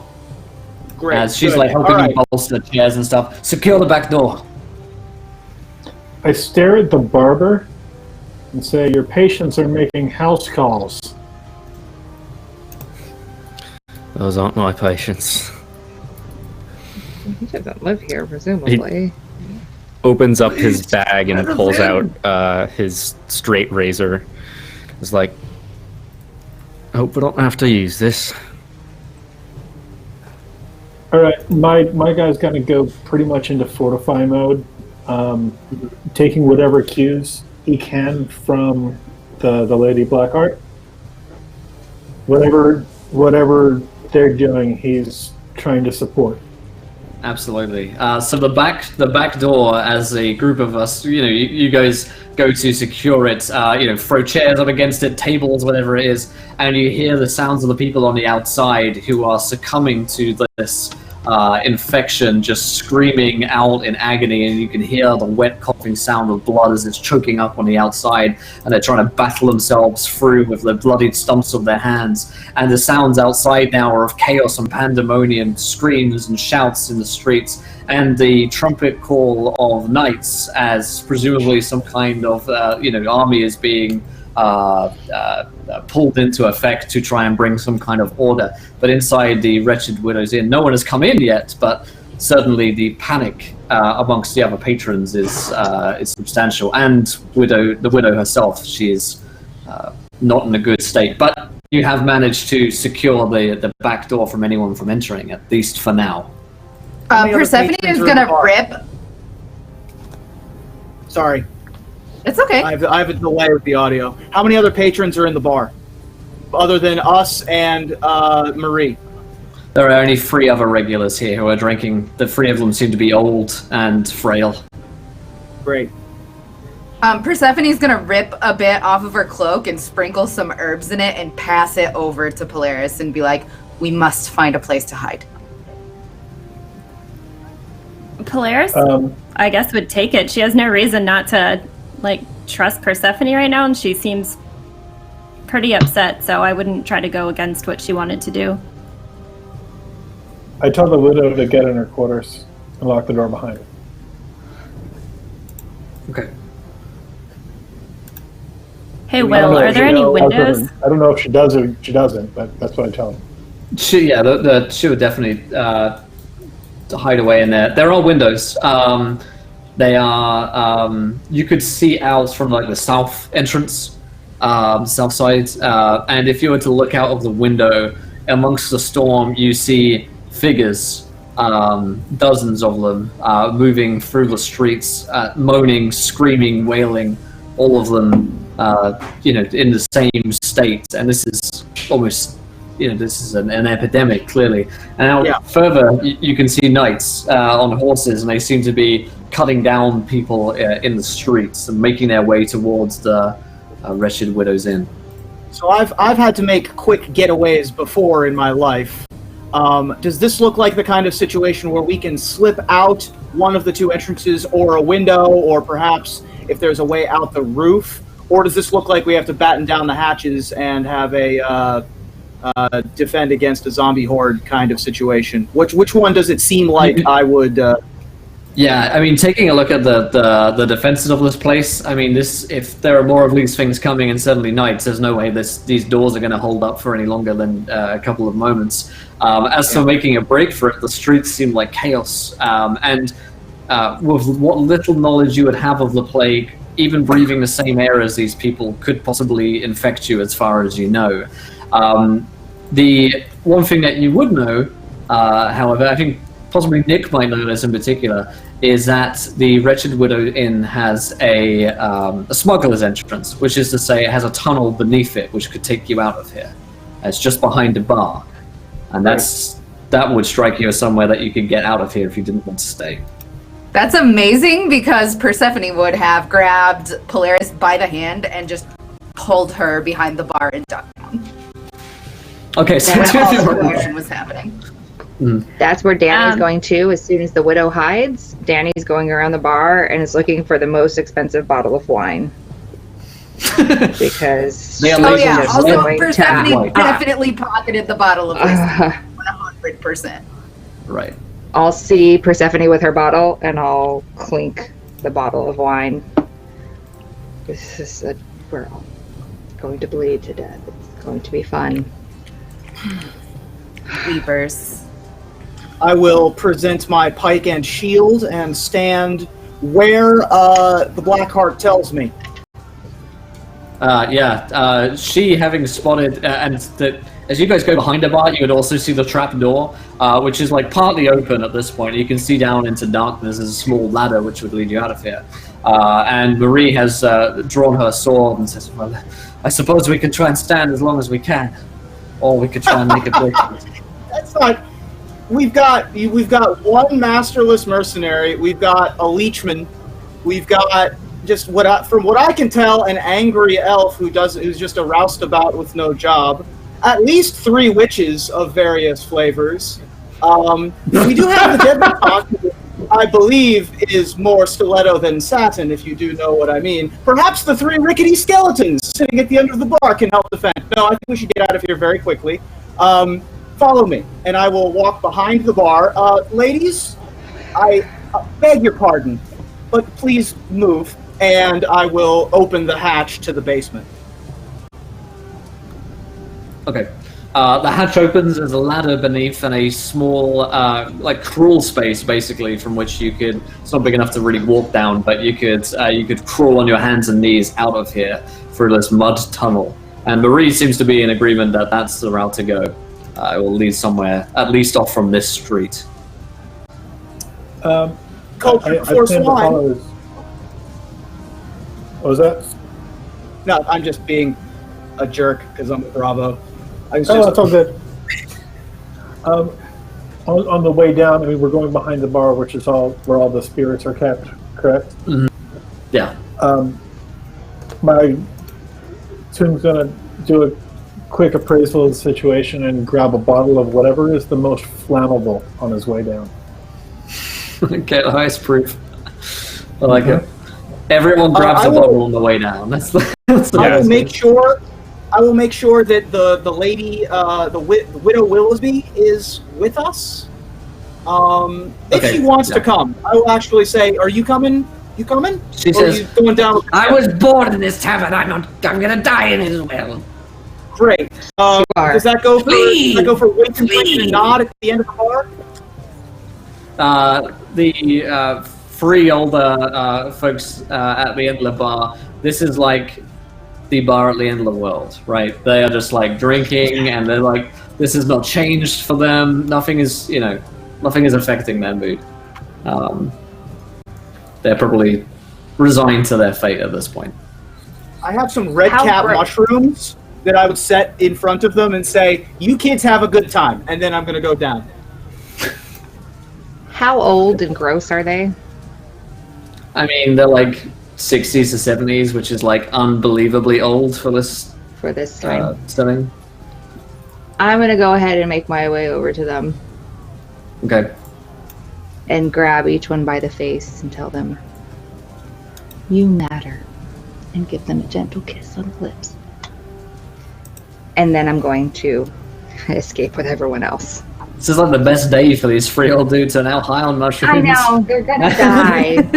I feel real bad for them. Yeah. Charlie.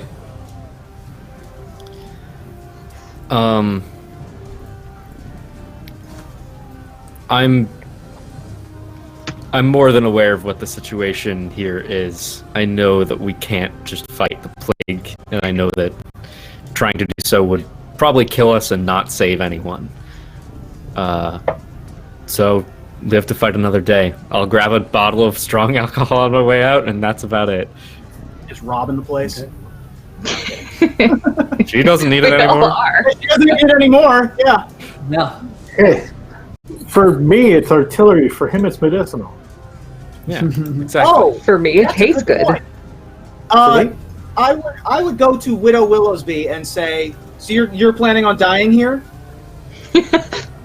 Mind if I?" She's deep into a second mushroom. As right. Yeah. I'm just gonna help myself to the register. Is that cool? All right, and then I'll go rob the place.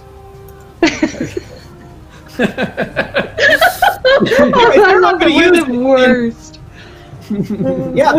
If there's any chance she has any laudanum or Do I watch? Yeah, that would be ideal. Take the money? Okay, so here's what you find if you steal from Widow Willowsby and all of her stuff. And and feel free to divvy this up between yourselves, because it sounds like a lot of people are nicking stuff. There are 3 vials of laudanum. You suspect that she's been on this for a while. And there is also 14 brass coppers is what's brass pennies rather in this game. Brass pennies that she has. She's not a rich woman at all. She's Do I see Nick take the money? Presumably you guys are all stealing at the same time, so yes, let's say that you guys are just like But going he through went for it. He went for it first, right? Right, yeah. Toon looks directly at Nick and says, "You're a lot smarter than I thought." I know. I'm a lot smarter than I look. Persephone wouldn't really bother looting at all. Okay. No, I don't want to loot either. Yeah, she wouldn't stop Polaris if that's what Polaris wanted to do. Actually, yes, she would, I think, actually. Now that I think about it, she would just pull her straight to that trap door as soon as we saw it and hop down. Be like, I don't like that. I like this. Polaris has no interest in looting this poor old woman that is about to die. I don't need her 13 pennies. I don't.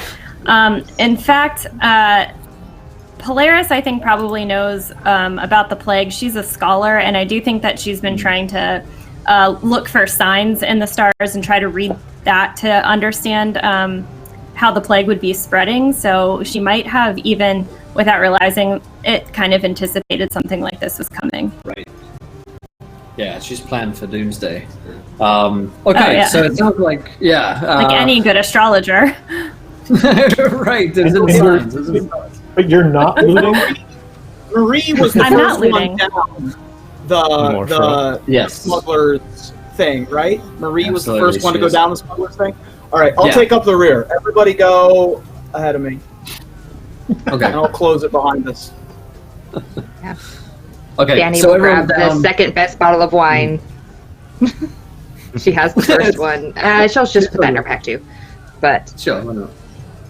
2 for 1 day. Then go. It's happy hour. So the group of you crawl on your hands and knees through the mud as the momentarily sounds of chaos fade away from you. Marie in the front, after maybe 5 minutes of crawling through this, comes to a ladder, opens up a hatch, and helps each one of you up. You guys find yourselves in a warehouse, as you are on a dockside district. And this place is clearly in a shipyard. It smells of fish and that salty sea smell, like a lot of this place does. But this warehouse seems to be empty, at least for now. They're stacked around crates, barrels of all types of goods. And outside still, there is chaos. Although, for now at least, it doesn't look like anyone's trying to bash in your door. But if you were to just take a glance outside, there are knights cutting people down, and there are people pouring through with blood until their skin is always coming off from their faces. It's Does this place seem more fortifiable? Yes. An immediate glance of this place would make you think that you would certainly survive here longer than Widow Willoughby's place. That being said, certainly Charlie and Polaris would have a good idea that sticking in a place with plague victims is only going to get worse for you guys. Big picture, like, what does Ostwald looks like? How do you get in and out of the city, assuming that at some point you guys may wish to leave this place? Go ahead. You had a question? So we're in the shipyard? You're in a shipyard. Warehouse of the shipyard. Is there a ship available for us to commandeer? There is no ship in this shipyard, in this particular building that you're in. However, looking out the street, there are loads of shipyards. There's bound to be a ship in one of those. And out onto the docks. So, ships, but no... Wait, are there, like, coaches around? Horses? No. In fact, a lot of the animals outside seem to be falling ill to whatever same sickness and illness is happening to the people as well. So animals don't seem like a safe way out. I mean, Marie, as you guys pulls everyone in, you guys get a chance to look around, will say, there is no way I'm staying here in Ostwald a moment longer. I don't know about the rest of you, but I plan on getting the fuck out of here. Yeah. I thought it would happen slower. There's nothing we can do here. There's no one to help, no one to save. We just need to run. Perhaps the knights will bring some order. Perhaps the rest of my Blackhearts can help as well, but for now, we all need to survive. There are a few ways we could take. Perhaps we could steal a boat from somewhere and get away, or there is another way as well. The south gate is not far from here. There is a tunnel which runs underneath the city walls. It's just a matter of getting there, I suppose. And can we get there on foot? Yes, we could. We would have to go unseen by the rest of these creatures. but I think we could make it. I like the idea of taking the ship, but I don't know how to sail. Can anyone here sail a The ship? rest of you. No. No. I'm partial Not my sailing trick. around myself. If there's a clear view of the sky, maybe I could. Oh, Well, the North Star. Have you sailed before then? Oh, no, but Fuck. I think if I... Navigation is one thing, but there's ropes. There's yeah, ropes. there's I don't know how to sail either. mizzen, There's so many ropes. mizzen mast, and I've written stories It's a about bosun. sailors, and I just The flip make side it is we up gotta as I go run along. past all of these people with the plague. I mean, it's... Then I can learn quick if it means that I don't have to deal with this. If we get on the ship and just get it into the water, we can hold out there until it's over. Or until we die of won't just be starvation. over. I mean, I have wine. I don't know how the rest of you. They're going survive. quickly. No. The plague takes So on Knight? fast, but they fester. What was your name again? Knight? Marie, and I am no knight, but Marie. Oh, well, I saw the... Anyway, so you're gonna go back to your people regardless. if they have any sense, they're getting the hell out of here as well. So there's no guarantee that your people will even be there wherever there is. I very much doubt it. They are smart. They'll probably be taking the south gate. Perhaps we could meet them there. Could always let We don't fate have more time decide. for discussion. Whatever we're going to do, we're going to have to do it quick.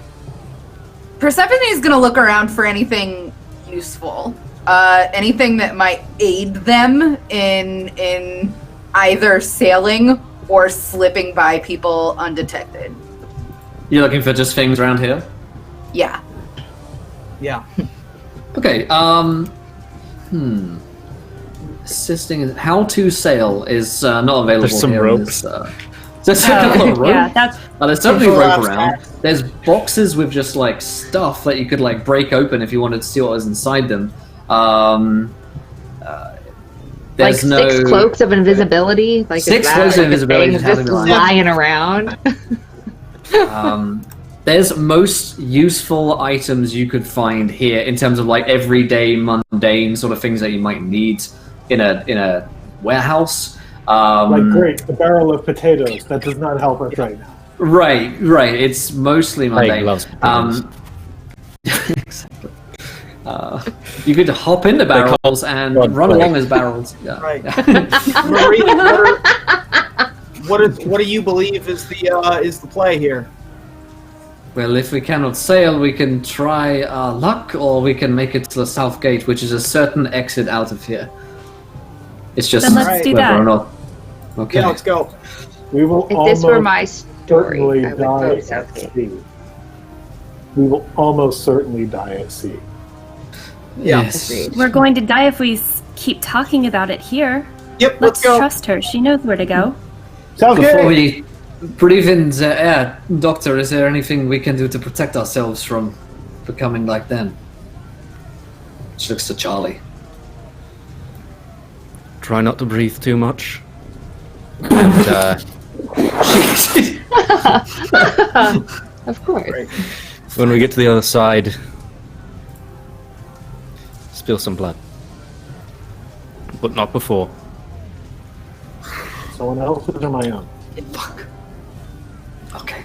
Your own. So, who's going first? Everyone takes the deepest breath they possibly can and starts running. Well, I will go first.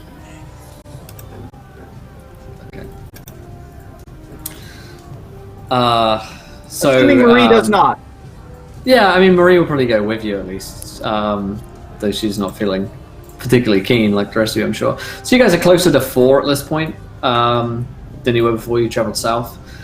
So you're not far from the docks, but you want to get, let's see, okay, 6. You want to get all the way down to 6, which is down here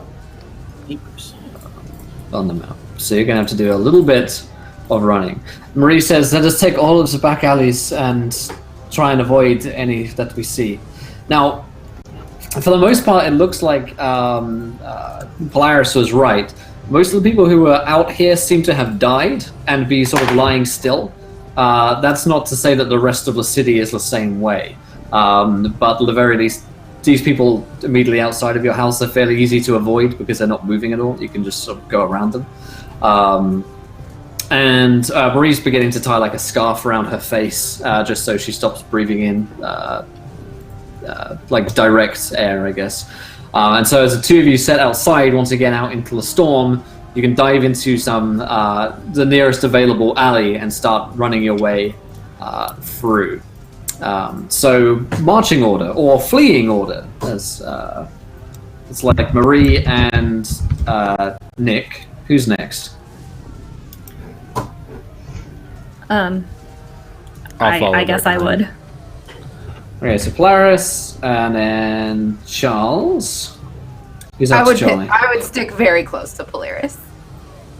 Okay, we'll have you two together. And I'm so gonna that stick leaves. close to Charlie. Okay. I'm gonna. Okay, we'll do them I in don't 2 by want to be 2. up front. I've got the far back. Okay. Yeah, so we've got Marie and Nick, Polaris and Persephone, Charlie and Danny, and then 2 following, leading up the rear. Okay.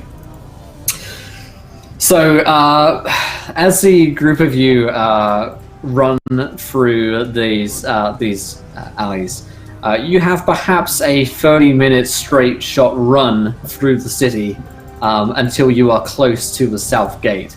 Along the way, you witness all kinds of misery along the streets of Oswald as somehow in the city a fire was started, and in a distance you can see great plumes of smoke rising on the horizon, threatening to devour the rest of the city. Even in a storm this fierce, it feels like something else is drawing the flames onwards.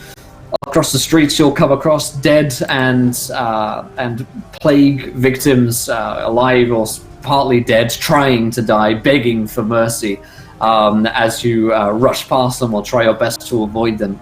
The knights seem to have retreated back towards the citadel, out away from the dockside district, which are clearly a loss. As you spot several other groups of now refugees running and trying to make their way out of the city as fast as possible.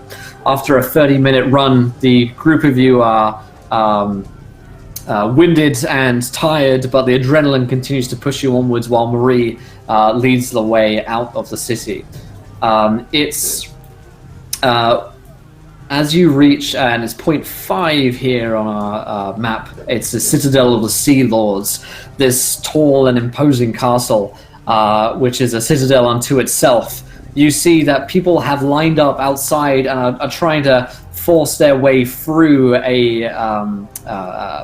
the stone walls and the portcullis. On the other side, you can see the Knights of Sir Wenton, who have shuttered the gates and are not allowing anyone through. And while these refugees, hundreds of them, a large crowd, are gathered trying to battle their way through the portcullis, these people don't seem like plague victims to you. They just seem like people who are terrified for their lives and are trying to make their way out and into safety, out from the danger. As you guys pause on a street corner and you witness this large crowd trying to make their way through, Maurice has come. There is an entrance here that will take us out from the city. It's not far. And she heads off again. As the knights have closed their gates behind them, there's a loud bang of the portcullis closing and the cries and wails of the people being locked out, sealed to their fates. Marie leads you to a small temple.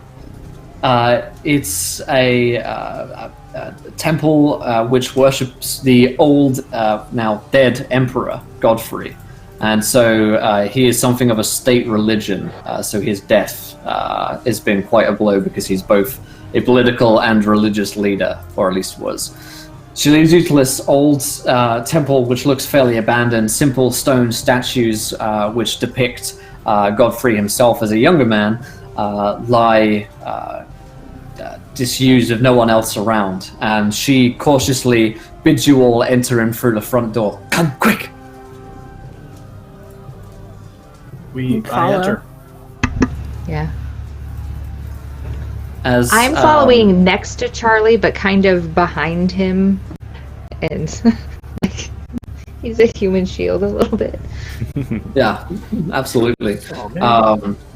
There have certainly been occasions along this travel for Oswald that you guys have had to get into a scrape with maybe a knight who thinks that you're an infected person, and the group of you and Marie have been able to cut them down. So by the time that you guys arrive here, not only are you winded, but there's probably blood spattering your clothes, and there's rain just drenched, and you're in quite the state. So the warmth of the temple walls give you some comfort, whether or not you believe in the emperor and follow this religion at all. It's safety, at least for a moment. The quiet of these hallowed halls echoes around you, and as you step inside, Marie slams close the door and says, "Through here. The old priests always needed a way out in case there was a witch hunt or a purge, so through here." And she, there's a large painting of the emperor which she parts across, and there is a crawl space which leads down to a tunnel.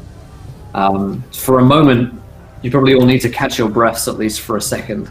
She keeps an eye on the window. It's a moment's rest, perhaps, and then our final exit out from the city. What do you guys do? Maybe it's like 2 or 3 minutes that you guys have decided to pause just to catch your breaths here. Who are you people? Are we in the temple? Quick! Yeah, you guys are inside. Doors are closed. I pull out a leech and put it on my arm. Yeah, anything He's I've got Charlie someone else's blood on me, I'm taking it off. Okay. I would be looking for places to hide while simultaneously pulling Polaris to the side a little bit and being like, so that one's a doctor, that one's a knight, those two are liabilities, and that one's obnoxious. We stick to those two. Accurate. Good assessment. I'll start. I'm Nick. I can stab things. Stay close to me, and you won't die. We good? Great. Obnoxious. I'm looking around for silver candelabras. I don't know if this is like a Catholic church equivalent, and there's that's the closest equation would probably be like an old Catholic church, but with less wealth than they probably have now. But yeah, like a medieval Catholic church. There's some silver. The smallest. Great. I'm looking for a small. I don't want to. I know we're not doing too much with encumbrance, but I mean, obviously, like I'm not going to just like 15 candelabras. Yeah. But I'm Danny. I'm a socialite. If we can charm the plague, then I'm your gal. Otherwise, I don't know. I can throw a knife through its throat. If the plague could be charmed, I wouldn't be a barber. I'm Charlie. You haircuts? Charlie? Haircuts, surgery, bloodletting, that sort of thing. Whatever needs to be done with a blade or a leech. Oh, are we doing that right now with the slugs? If you want, might keep you safe, if I might can not. Wait. I'll wait. All right then. And you, elf, the scars, staring me down at the bar all night like you. Like a what? Want to kiss him? What do you think? Like you wish I was struck by lightning. Nah, I was hoping that maybe you had some answers. I'm just your standard old school seditionist, rebel, anarchist, whatever you'd like to call it. But it's where I see things. We got the knights out there. They're illegitimate, just as illegitimate as the emperor of this house is built to. And I thought, God, the emperor is dead. Maybe there's an opportunity. Oh, the knights, they're breaking everybody's heads. Maybe there's an opportunity. Maybe people could finally stand up and live their own lives, and communities could get together and make their own decisions. But no, the plague's got to be the third kind of heat and destroy everything around here. I thought you were a barber, and I thought you might be able to help, might know something about the plague that's killing everybody, so maybe something good could come out of this. Yeah. Life is pain and death. All right. Are we going down this tunnel or what? Do Polaris and Persephone introduce themselves? Persephone decidedly would not if nobody called her out for not doing it. I would, and in fact, since we're in a temple, and Polaris was raised a little bit of a reverent, I think that she would, take a minute to be thankful that she ended up in a temple while escaping a plague following her. But yeah, she would introduce herself. And you are? I'm Polaris. What would you like to know? Just yes. If we're fleeing for our lives together, I just wanted a little bit of an introduction to know what our skill sets are, to be able to call don't out act like to you each actually other. cared. Look, You were ready for us to just keep on moving.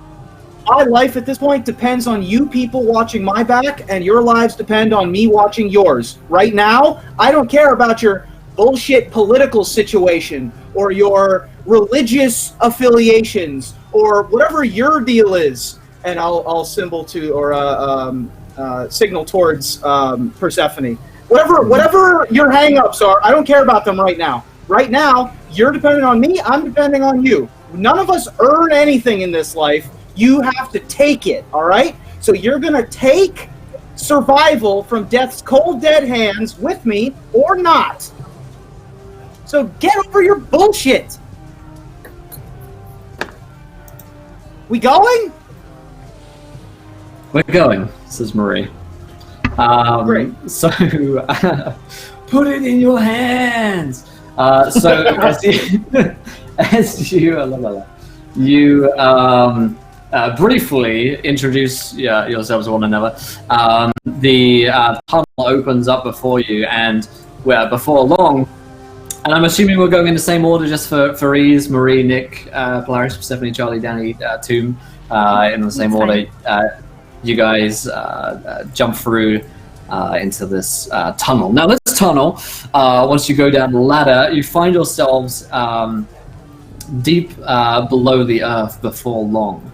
And this is of interest because you certainly are far away from the shouts, the cries, and the evil that is happening far above you, and indeed the storm itself as well. You find yourselves in stone-lined tunnels, rough-hewn tunnels as well. These don't look like they've been, well, they may have been man-made. They certainly don't look like they've seen any care or attention in their years. And indeed, it's dank and fairly dark down here as well. Someone's going to need to light a lantern if you're going to be able to see properly, unless you've got superior vision in the dark. Now, as you make your way through here, it's also quite cold as well. So while you guys are a combination of being very cold, and you guys are also very wet as well. So wrapping cloaks around yourselves and sputtering and coughing from the cold that's coming is common down here. Marie turns, and her face is illuminated somewhat ghostly, eerily in the lamplight and darkness, and she says, "Come, it shouldn't be far. The exit tunnel will perhaps take us a few hours. With any luck, we may meet some of my other companions down here. If we're unlucky, well, keep an eye out." And she, without warning, she turns and begins to head her way down the tunnel with a sword drawn. This journey, while it is very tense, and you certainly need to be on awares, does give the group of you in your sort of 2x2s a chance to converse in a slightly less time-pressured sort of manner. So we have Marie and Nick, Polaris and Persephone, Charlie and Danny and Toon. Let's go down. So Nick, does Nick say anything? Is there anything that he's bringing up at this point, or concerned about? What's he doing? To Marie specifically, or to anyone? To Marie and all the party. Yeah, the whole party, really. I will. I mean, there's a lot to chat about. I guess I'll start with Marie since we're up at the front. Mm-hmm. So, the Blackhearts, I've heard of. Sort of Yes. masterless mercenaries, so to speak. You're the only outfit that Sir Wenton won't touch. Why is that? We are smart and we're well trained. I think that is the only real reason why his knights won't put a hand on us. But our founder, Jean Chevalier, he is a noble as well. And Sir Wenton knows best not to upset him too much. He was powerful and wealthy, influential individual. And so that has given us some time. Ain't nothing but a family thing. Quite. Although there is no love lost between those two. Wenton is a cold man.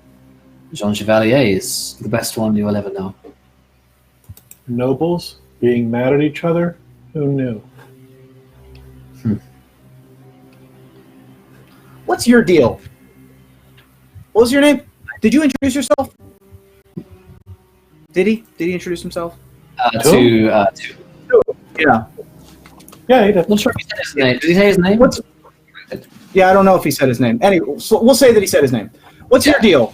Tomb, you said your name was? Do you do anything else other than complain about the political situation right now? What do you do? The difference between complaining and creating opportunity, sir. I would love to create opportunity. Now's not the time for that. No, we got to get out of here first. Agreed. What do you do? Whatever it takes to Do get by. you use your hands? Do you use magic? Do you shoot bolts? What do you have in? He's got scissors. He does stuff. You can tell what he does just sort of by his appearance, right? I can't tell what you do other than be tall and weird. Well, yeah, I can understand that, but if you're in the sort of political situation that I'm in, I want to like you people. I have to be with you people. I can't hear about your politics every 5 minutes. When we get to a situation where we aren't constantly in fear of dying, you know, maybe when we can sit down and break bread, you can tell me all about political stuff. if people could tell what I was up to, I'd be in prison. And he opens up his cloak, and he's got 5 goddamn Molotov cocktails ready to go. It's like, I can't wear what I do on my clothing, or they'd kill me. Let me tell you something. There's old anarchists, and there's bold anarchists, but there's never both. He closes his cloak. I apologize. You keep doing what you do, sir, and I will go back to the front of the line. He's got bombs. Good day to you. Okay. Now, I'm gonna say Polaris. What do you do? I'm gonna be tall and weird.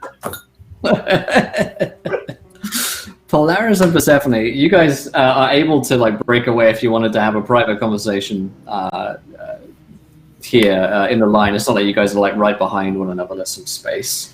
What do you guys do? I think everything that needed to be said has been said, unless Polaris has anything that she wants to talk about. Yeah, I guess Polaris, you know, if her and I can talk without being like overly hurt, I definitely don't want to be interrogated by Nick because he's making, I think, me very uncomfortable because I don't want to get called out. We consider you guys are out of earshot from the rest of the party. I would, I guess, turn and be like, how did we get here? How? I don't know. I don't like it. I say we try to break away with the doctor in the night. And maybe that guy with the bombs. Maybe. The doctor I trust. He's got a good temperament. Also, he's a I doctor. just don't know how we got here. Also an alcoholic. Yeah, no, wasn't planning on this reunion turning so ghastly. This has been on my mind for some time, but I didn't anticipate it being today. To be honest, the city could use a plague, but I'd be lying if I said I was prepared for it. I wouldn't say that the city deserved a plague. Those are innocent people. I Some wish of they them would have had a chance. I will Some be of them, rolling up maybe. my sleeve and approaching the doctor. All right, let's. Oh yeah. Also, I have leeches, and I would give one to Polaris and plop one on my wrist as well. What do these do? What do the leeches do? I'm both asking as Nick and as Ruben. What do these do? All I know is the doctor said to use them. So, and I checked my inventory, and I totally have a jar of them. So mechanically, there's like a thing called infection that bloodletting helps prevent. Realistically, the plague is probably a disease, and leeches will do nothing against it. But that's not what Charlie thinks. Yeah, I'm not a scientist. Science is, no. I'm not a scientist. Slap them on, Doc. Let's go. Same thing with my They're like- rag. They're just used for blood flow. Yeah. What he'll say is the plague.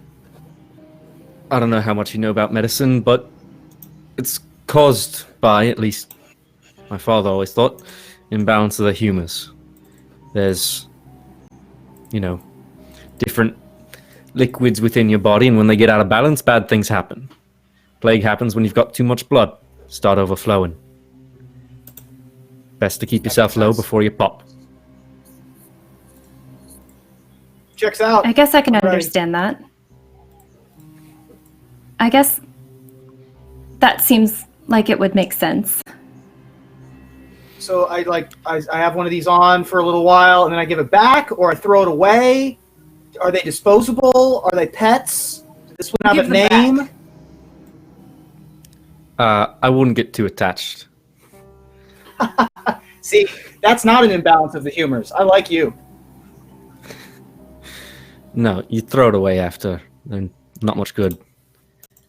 When you rip them off, the Persephone- teeth come out. Just shakes her head at Polaris and points to the bottle and is like, I'll be having that leech back when you're done with it.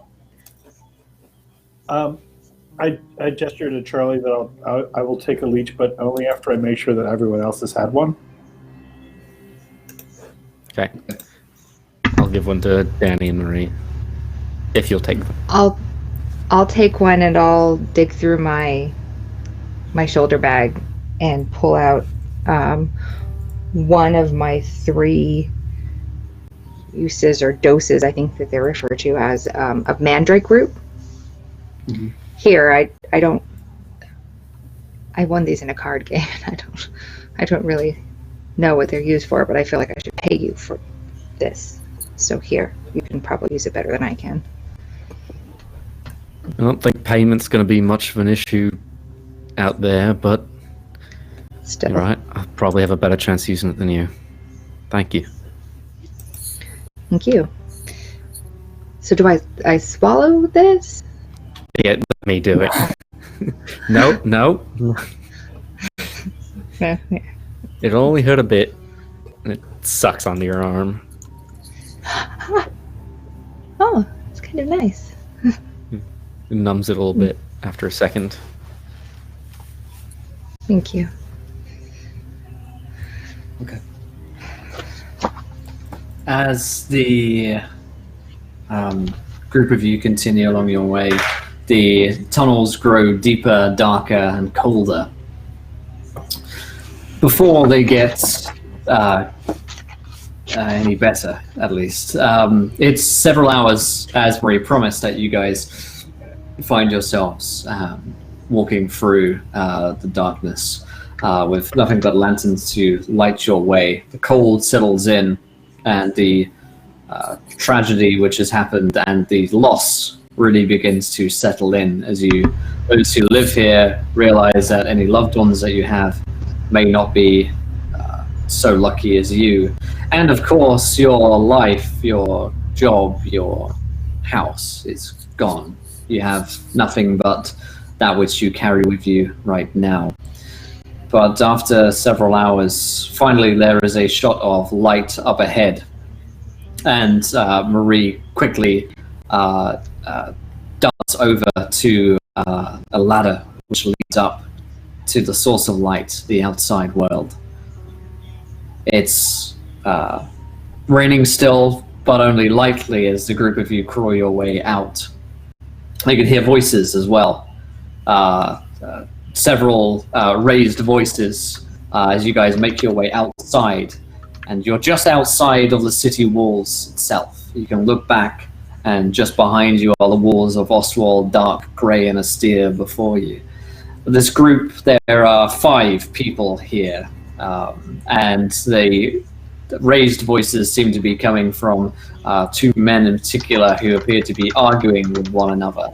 One of which has a long, dark beard and wears plate mail, which is to say that immediately distinguishes him as someone of high status and indeed wealth, while the other seems like more of a commoner. Still wears a sword in his hip, but the 2 of them are in an argument. Clearly they've just come from this same tunnel as you, or at least haven't been out here for very long.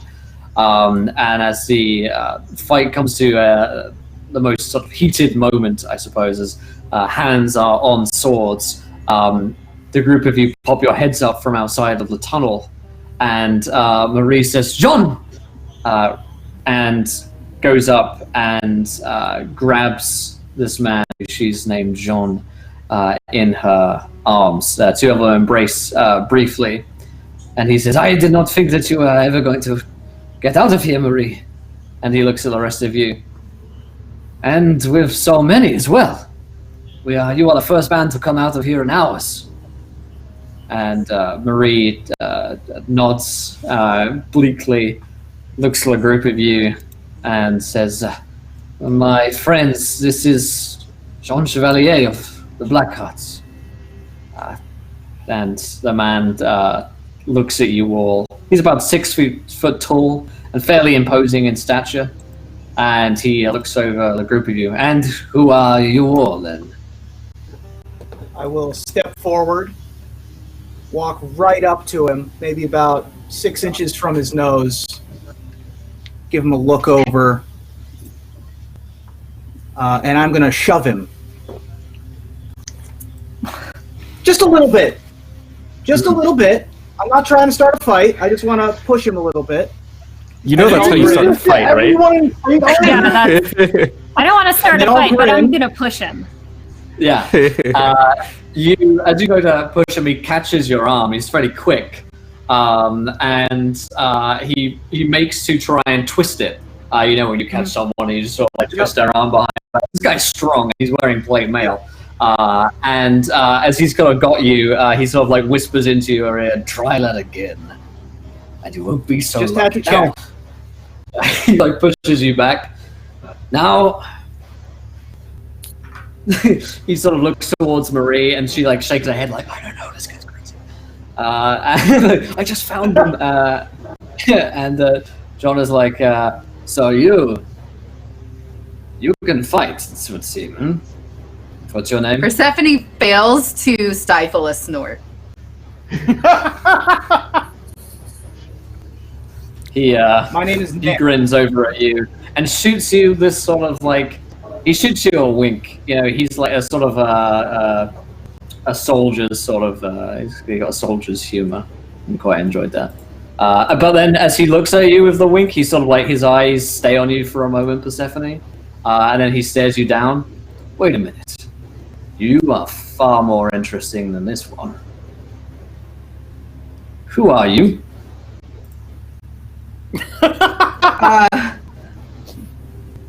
Hilda. My name is Hilda.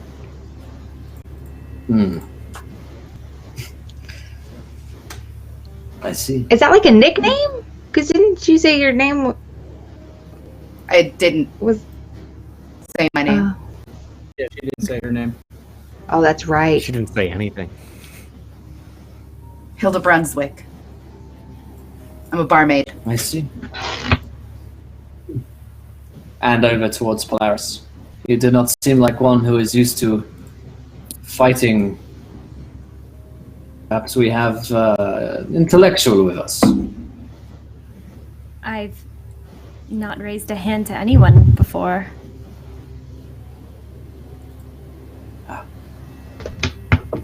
Good are the days of peace to our people. Your name? Polaris. Polaris. A good name. Well, Polaris, I hope that your companions have been treating you well and Marie has led you to safety. Marie has I been wish- wonderful. Yes, I wish to say that there will not be an occasion where you may have to raise your arm in anger to defend yourself, but these times are dark now. Can make no such promises.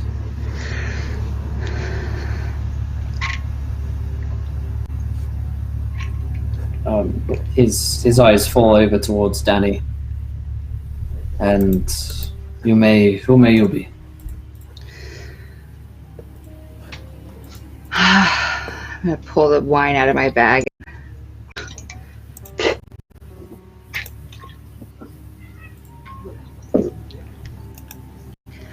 I'm Danny. I don't know how I'm in this mess. I'm delightful. I can fight if necessary. It's not my strength, but I've been in tough situations and I'm not Very well. entirely equipped for this, but I'll make do. Well, war makes soldiers of us all. And looks to Charlie. You, boy. Charlie Barber, pleased to make your acquaintance. I believe you might have known my father, Franklin. Ah. Yes. I assure you, though, I'm not A lucky. bad business. Bad business indeed. But soon enough, the only business to be in. I suppose that is true. And so lastly, we have you. And he looks to two. I'm too. And that's my other service. Let's see. Well, I wish we were meeting under better circumstances than this, but the perils of Ostwald have clearly seen to the deaths of many. It is best that we are outside of the city. I can only imagine it will get worse within. Now, we plan here to leave the city and travel south to Einem. It is said that the plague is yet to reach that town. By some miracle or stroke of the gods, perhaps. That is the only place that we know that still may be safe. If you wish to travel with us, you may. We leave very shortly now that Marie is with us. But you are under no oath or obligation. If there is somewhere else that you deem safer, or... that's up to you. I'm already packed. Well, I will leave you all a moment to speak of yourselves. You need not answer me now. We have many preparations to make. And he and his band seem to be patching one another up and getting their bags ready and that kind of thing. And Marie sort of shuffles over to the group of you and is like, well, friends, it's been nice traveling with you so far. If you want to live, I suggest you come with us, but I appreciate you may have friends, family elsewhere that you wish to see. I've got no attachments, and I'd rather like to live. If I'm going to be helping anyone fight off this plague, it's got to be someone that's not already dead from it, I suppose. If the doctor's going, I'm going. Appreciate you calling me a doctor. Someday. Man's got to do what he has to do to survive in this world, I guess.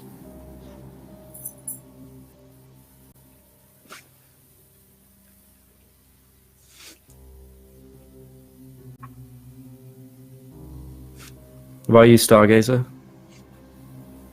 Oh, of course I'm coming. I thought that you would have known.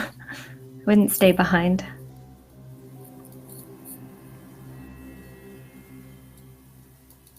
Fair enough.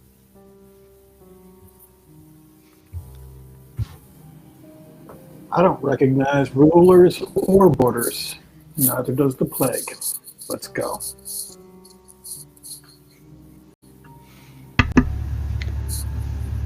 What about Arkenbury? Does anyone know anything about how the plague has affected that town? Marie says, if anywhere else is safe, then Arkenbury is as good a place as any. Einem, Arkenbury. Either would be good. Arkenbury is the home of the crows. Yes. Einem is far more defensible, though, as a city.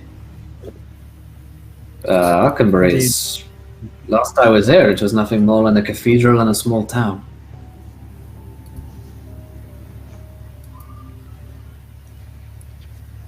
Well, Einem's on the way anyways. I'll follow you as far as there at the very least.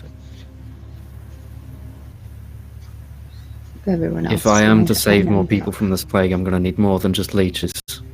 So, and the crows. If anyone knows more about this plague than my father, it's them. For all of you would have an inkling, at least, as to what Charlie's talking about.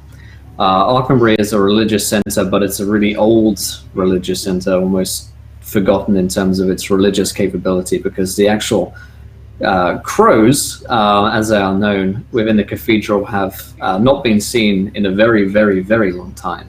The cathedral doors have been shut, but there are smaller sort of churches and temples which still practice in the area, which Danny would have been grown up in. So in times of great need, somewhere like Arkenbury is, a religious site to go and pray to. It's said that the crows have the ability to cure plagues and illnesses, but no one's seen them in so long. There's almost nothing more than a fairy tale. As to Einem and Arkenbury are pretty much the same distance away. It'll take you a week's travel to get to Einem, probably a little longer to get to Arkenbury. So either way, if you wish to head onwards to Arkenbury, Einem is the first stop in your travel. So assuming that everyone's going at least as far as Einem, you see that John Chevalier and Marie and the rest of the band are shortly pretty ready to get going. The fire is still burning in the city of Ostwald, are in tents, and it's only a matter of time before something spreads outside of the city as far as everyone is concerned. So it's with spring in everyone's step, not out of happiness, but out of fear, that everyone begins to head out from Ostwald and head southwards towards Einem. Now, while this is going to be a little while of travel, we'll cut to the next, this evening. It's, well, in fact, I guess it's morning, more like dawn, really, by the time that you guys are tired enough to stop and feel safe enough that you're far enough away from Ostwald in order to actually take a rest. Jean and his men make camp, start a fire, and watches are kind of set up to be taken. So there are several other people up, but we'll say that each of you at least have a chance this evening to sort of settle down, pitch a tent, eat some food, and have a moment's respite from the miseries. What are people up to this evening? Your first real chance to sort of pause and reflect on what the hell's just happened.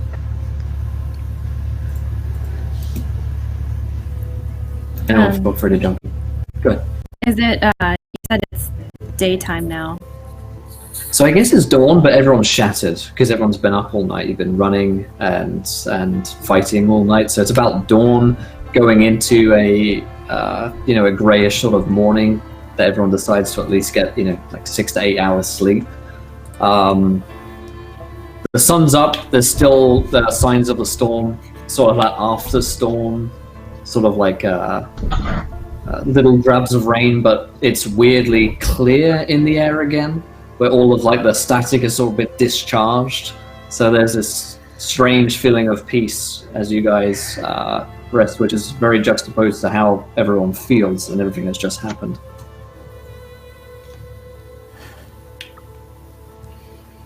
I think that upon getting up, before really going to talk to anybody, Polaris would probably just take a few minutes to like lay there with her eyes open and look at the sky and just think like, shit, what just happened?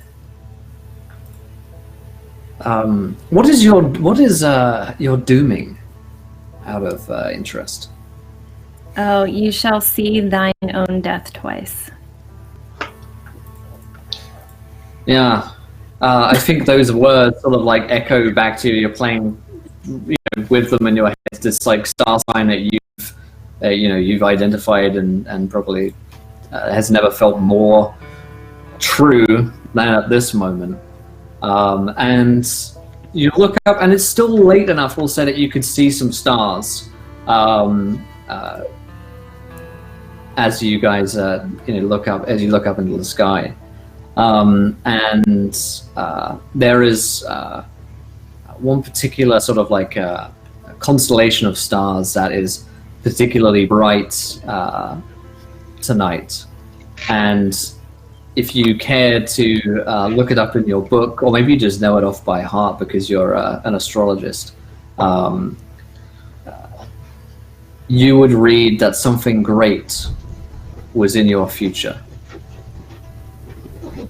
It's rare that that star sign would show itself, and it usually means that something great or important is coming.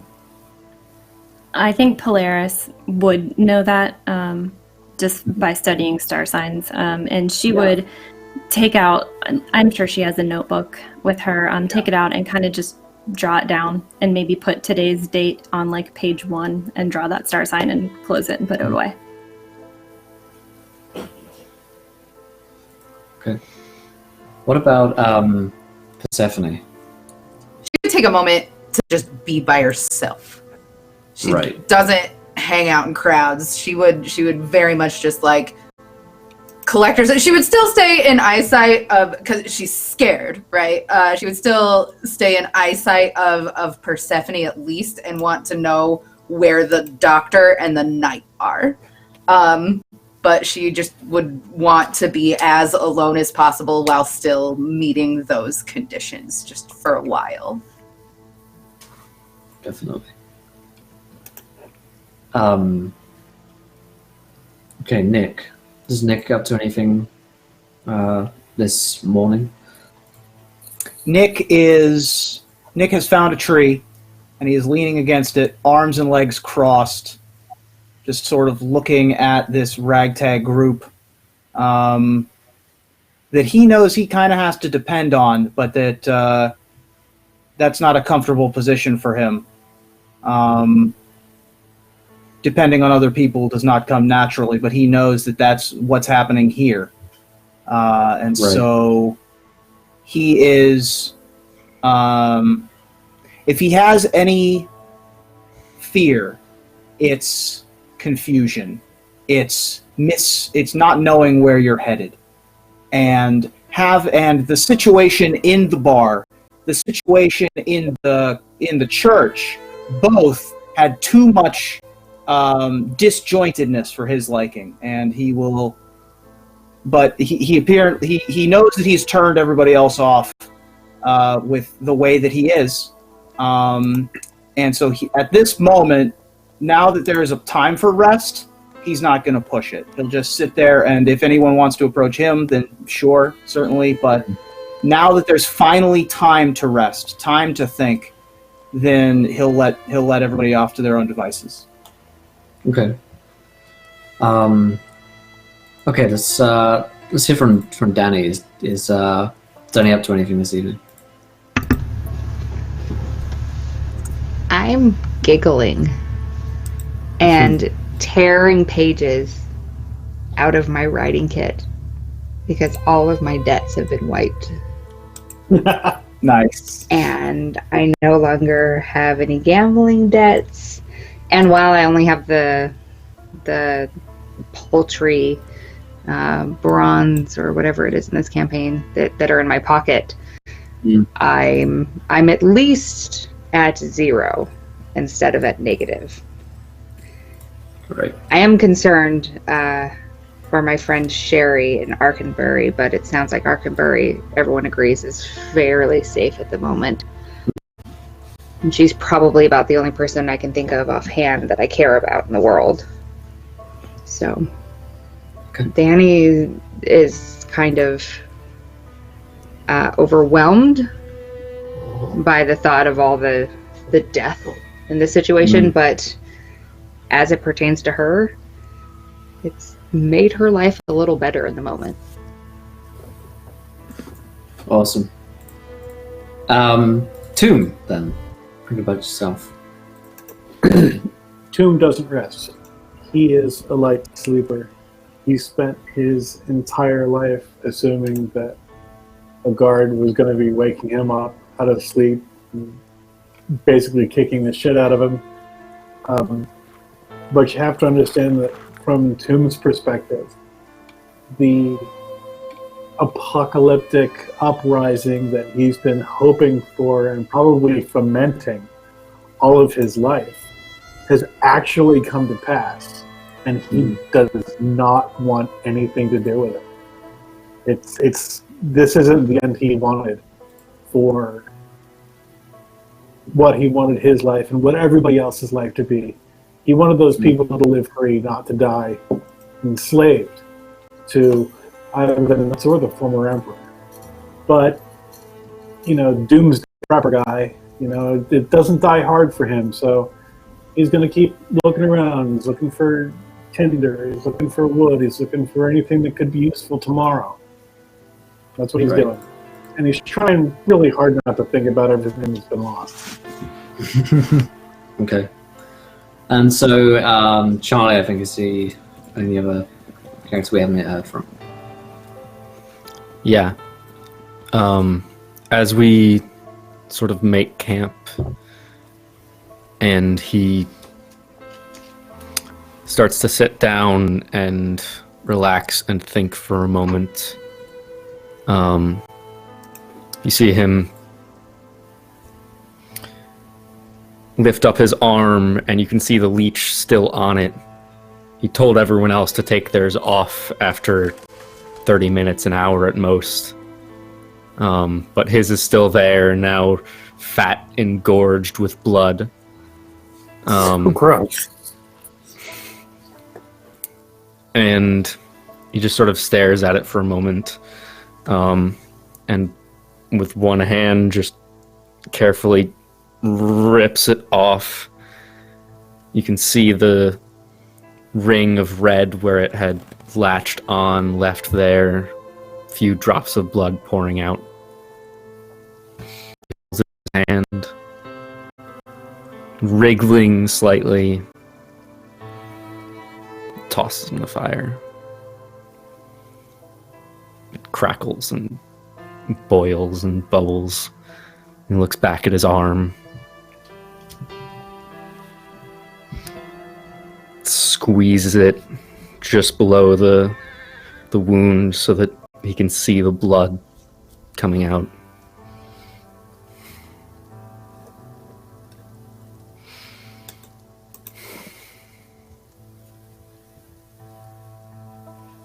He wraps it up.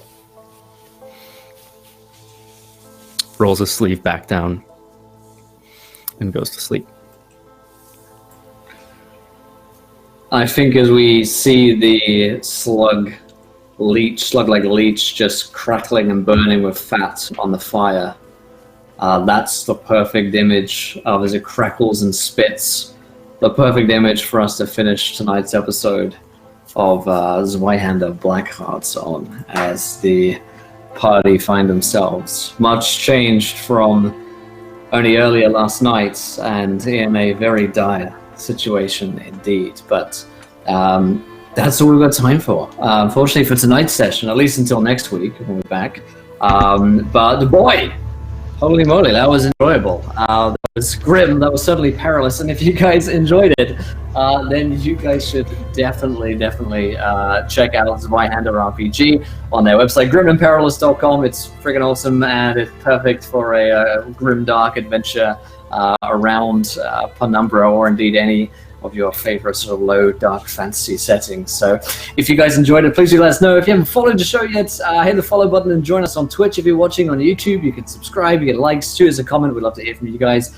And of course, you can come and watch the live show every Friday at 8 o'clock p.m. EST is when you can find us here on twitch.tv/Encounter Roleplay. Come and say hey. We'd love to see you guys out for the live show next week. But let's go around the cast and the crew. Did we enjoy ourselves? And please do let us know where we can find you guys online for your own projects and shows. So let's kick things off with Kimmy. How was that tonight? Holy crap, that was intense. My poor little party girl character is going to have a tough time in this campaign. Luckily, she does have a few weapons. She doesn't have any armor, but she'll muddle through. But that was amazing. And you can find me on Twitter at MissKimmyD85. And then I'm on Twitch at just MissKimmyD. Amazing. Fantastic. Emmett, how was that tonight for you, my friend? I had a really good time. It's certainly, sadder than most RPG experiences I've had in my life, but I'm kind of, embracing the emo a little bit, and I think it's kind of fun. It moved along really well. I'm really happy, and oh my god, it's so much fun to play with you guys. You all bring like a completely different facet to role playing, like each character does, and it's really fun. You can catch me on Twitter. I'm at m_initiative. My website is emmett.click, and I just wanted to just real quick, the folks in the Zweihander Discord have been super helpful to me this week. whether it's the guys who play the game or design the game or work on the game, everyone there has been super awesome, and I just wanted to tell them that I appreciate them. That's all. Absolutely, those guys are fantastic. Really awesome community, really awesome game. So Zweihander RPG is a place to go and check out, my friends. Awesome. Speedy, how was that tonight for you, my friend? Oh my god, that was so much fun. Embrace the emo is definitely a good way of describing my character. I absolutely enjoyed this so much. I love the world of Penumbra. I love Turncloak, so I'm really happy to be able to have the chance to play in a campaign in it. And I think that this was the start of a really dark and interesting campaign, and I can't wait to find out more and get to know everyone's characters more in character, because I think we all have a slightly different dynamic with each other already just forming. Also, just from the conversations that we've had over the past week, Yeah. your character is nothing at all like you, and mine is nothing like me. Correct. Both at least 50% more emo. At least. At least. Yeah, at least. Yeah. I love There's it. I a love lot it of so My much. Chemical Romance albums being played. Listen, we're starting a band. It's called Blackhearts, and we're all in This is it. the first. Yep. Follow I us will on very Facebook. sarcastically play the tambourine. Oh god, I was just gonna say, okay, then I'll do cowbell, because I can't do anything else. Lydia I will also sell can't merch. do anything, but I can't sing, but I can whine. So that's good enough, I think. Done. We're good. Catch us on SoundCloud. Anyways, yeah, tonight was awesome. Thank you, Will, for having me. Thank you, all of you guys, for being awesome players. And thanks to the folks at Zweihander for making this awesome game and giving us this copy of this giant book. Look at this thing. sick. It's massive. I got it in the mail today, and oh my god, it's so big. There's so much. It's pretty. I'm really mad that I didn't bring mine to my desk. Yeah. It's in the living room though. I would get tired and have to take a rest on the way Yeah, here. right. It is. It's a Great monster. Excellent Also, exercise. I will tell people, I haven't had the book. I've been working with the PDF I got from Drive-Thru RPG, and it's super easy to read, and they actually give you the option to download it in 150 or 300 DPI. So it's been super helpful to me just to throw Zweihander on my iPad with me this week. So that's another option if you don't want a gigantic book. I've been very, very happy with the stuff that's available on Drive-Thru. So Yeah, for sure. Definitely check it out. But As you for want the me, gigantic I'm books Speedy. still. I want the yeah. gigantic book. It's going right on my shelf. I'm just saying that's been It's the thickest book I own. And I've owned college textbooks. This is thicker than those. But yeah, I'm Speedy. You can find me everywhere as Not So Speedruns, Twitch, Twitter, Instagram, YouTube, whatever. I stream occasionally, playing indie games and stuff. I also help organize a community called Cast Together, which is of streamers who are dedicated to mental health causes. If you're interested in that sort of thing, we're working on planning a campaign in February around Valentine's Day, because there's increase in suicide rates around that time. We want to make sure that we can provide as much awareness as possible for that cause.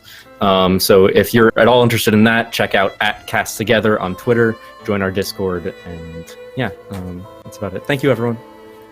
Fantastic. And Lydia, how was that tonight for you?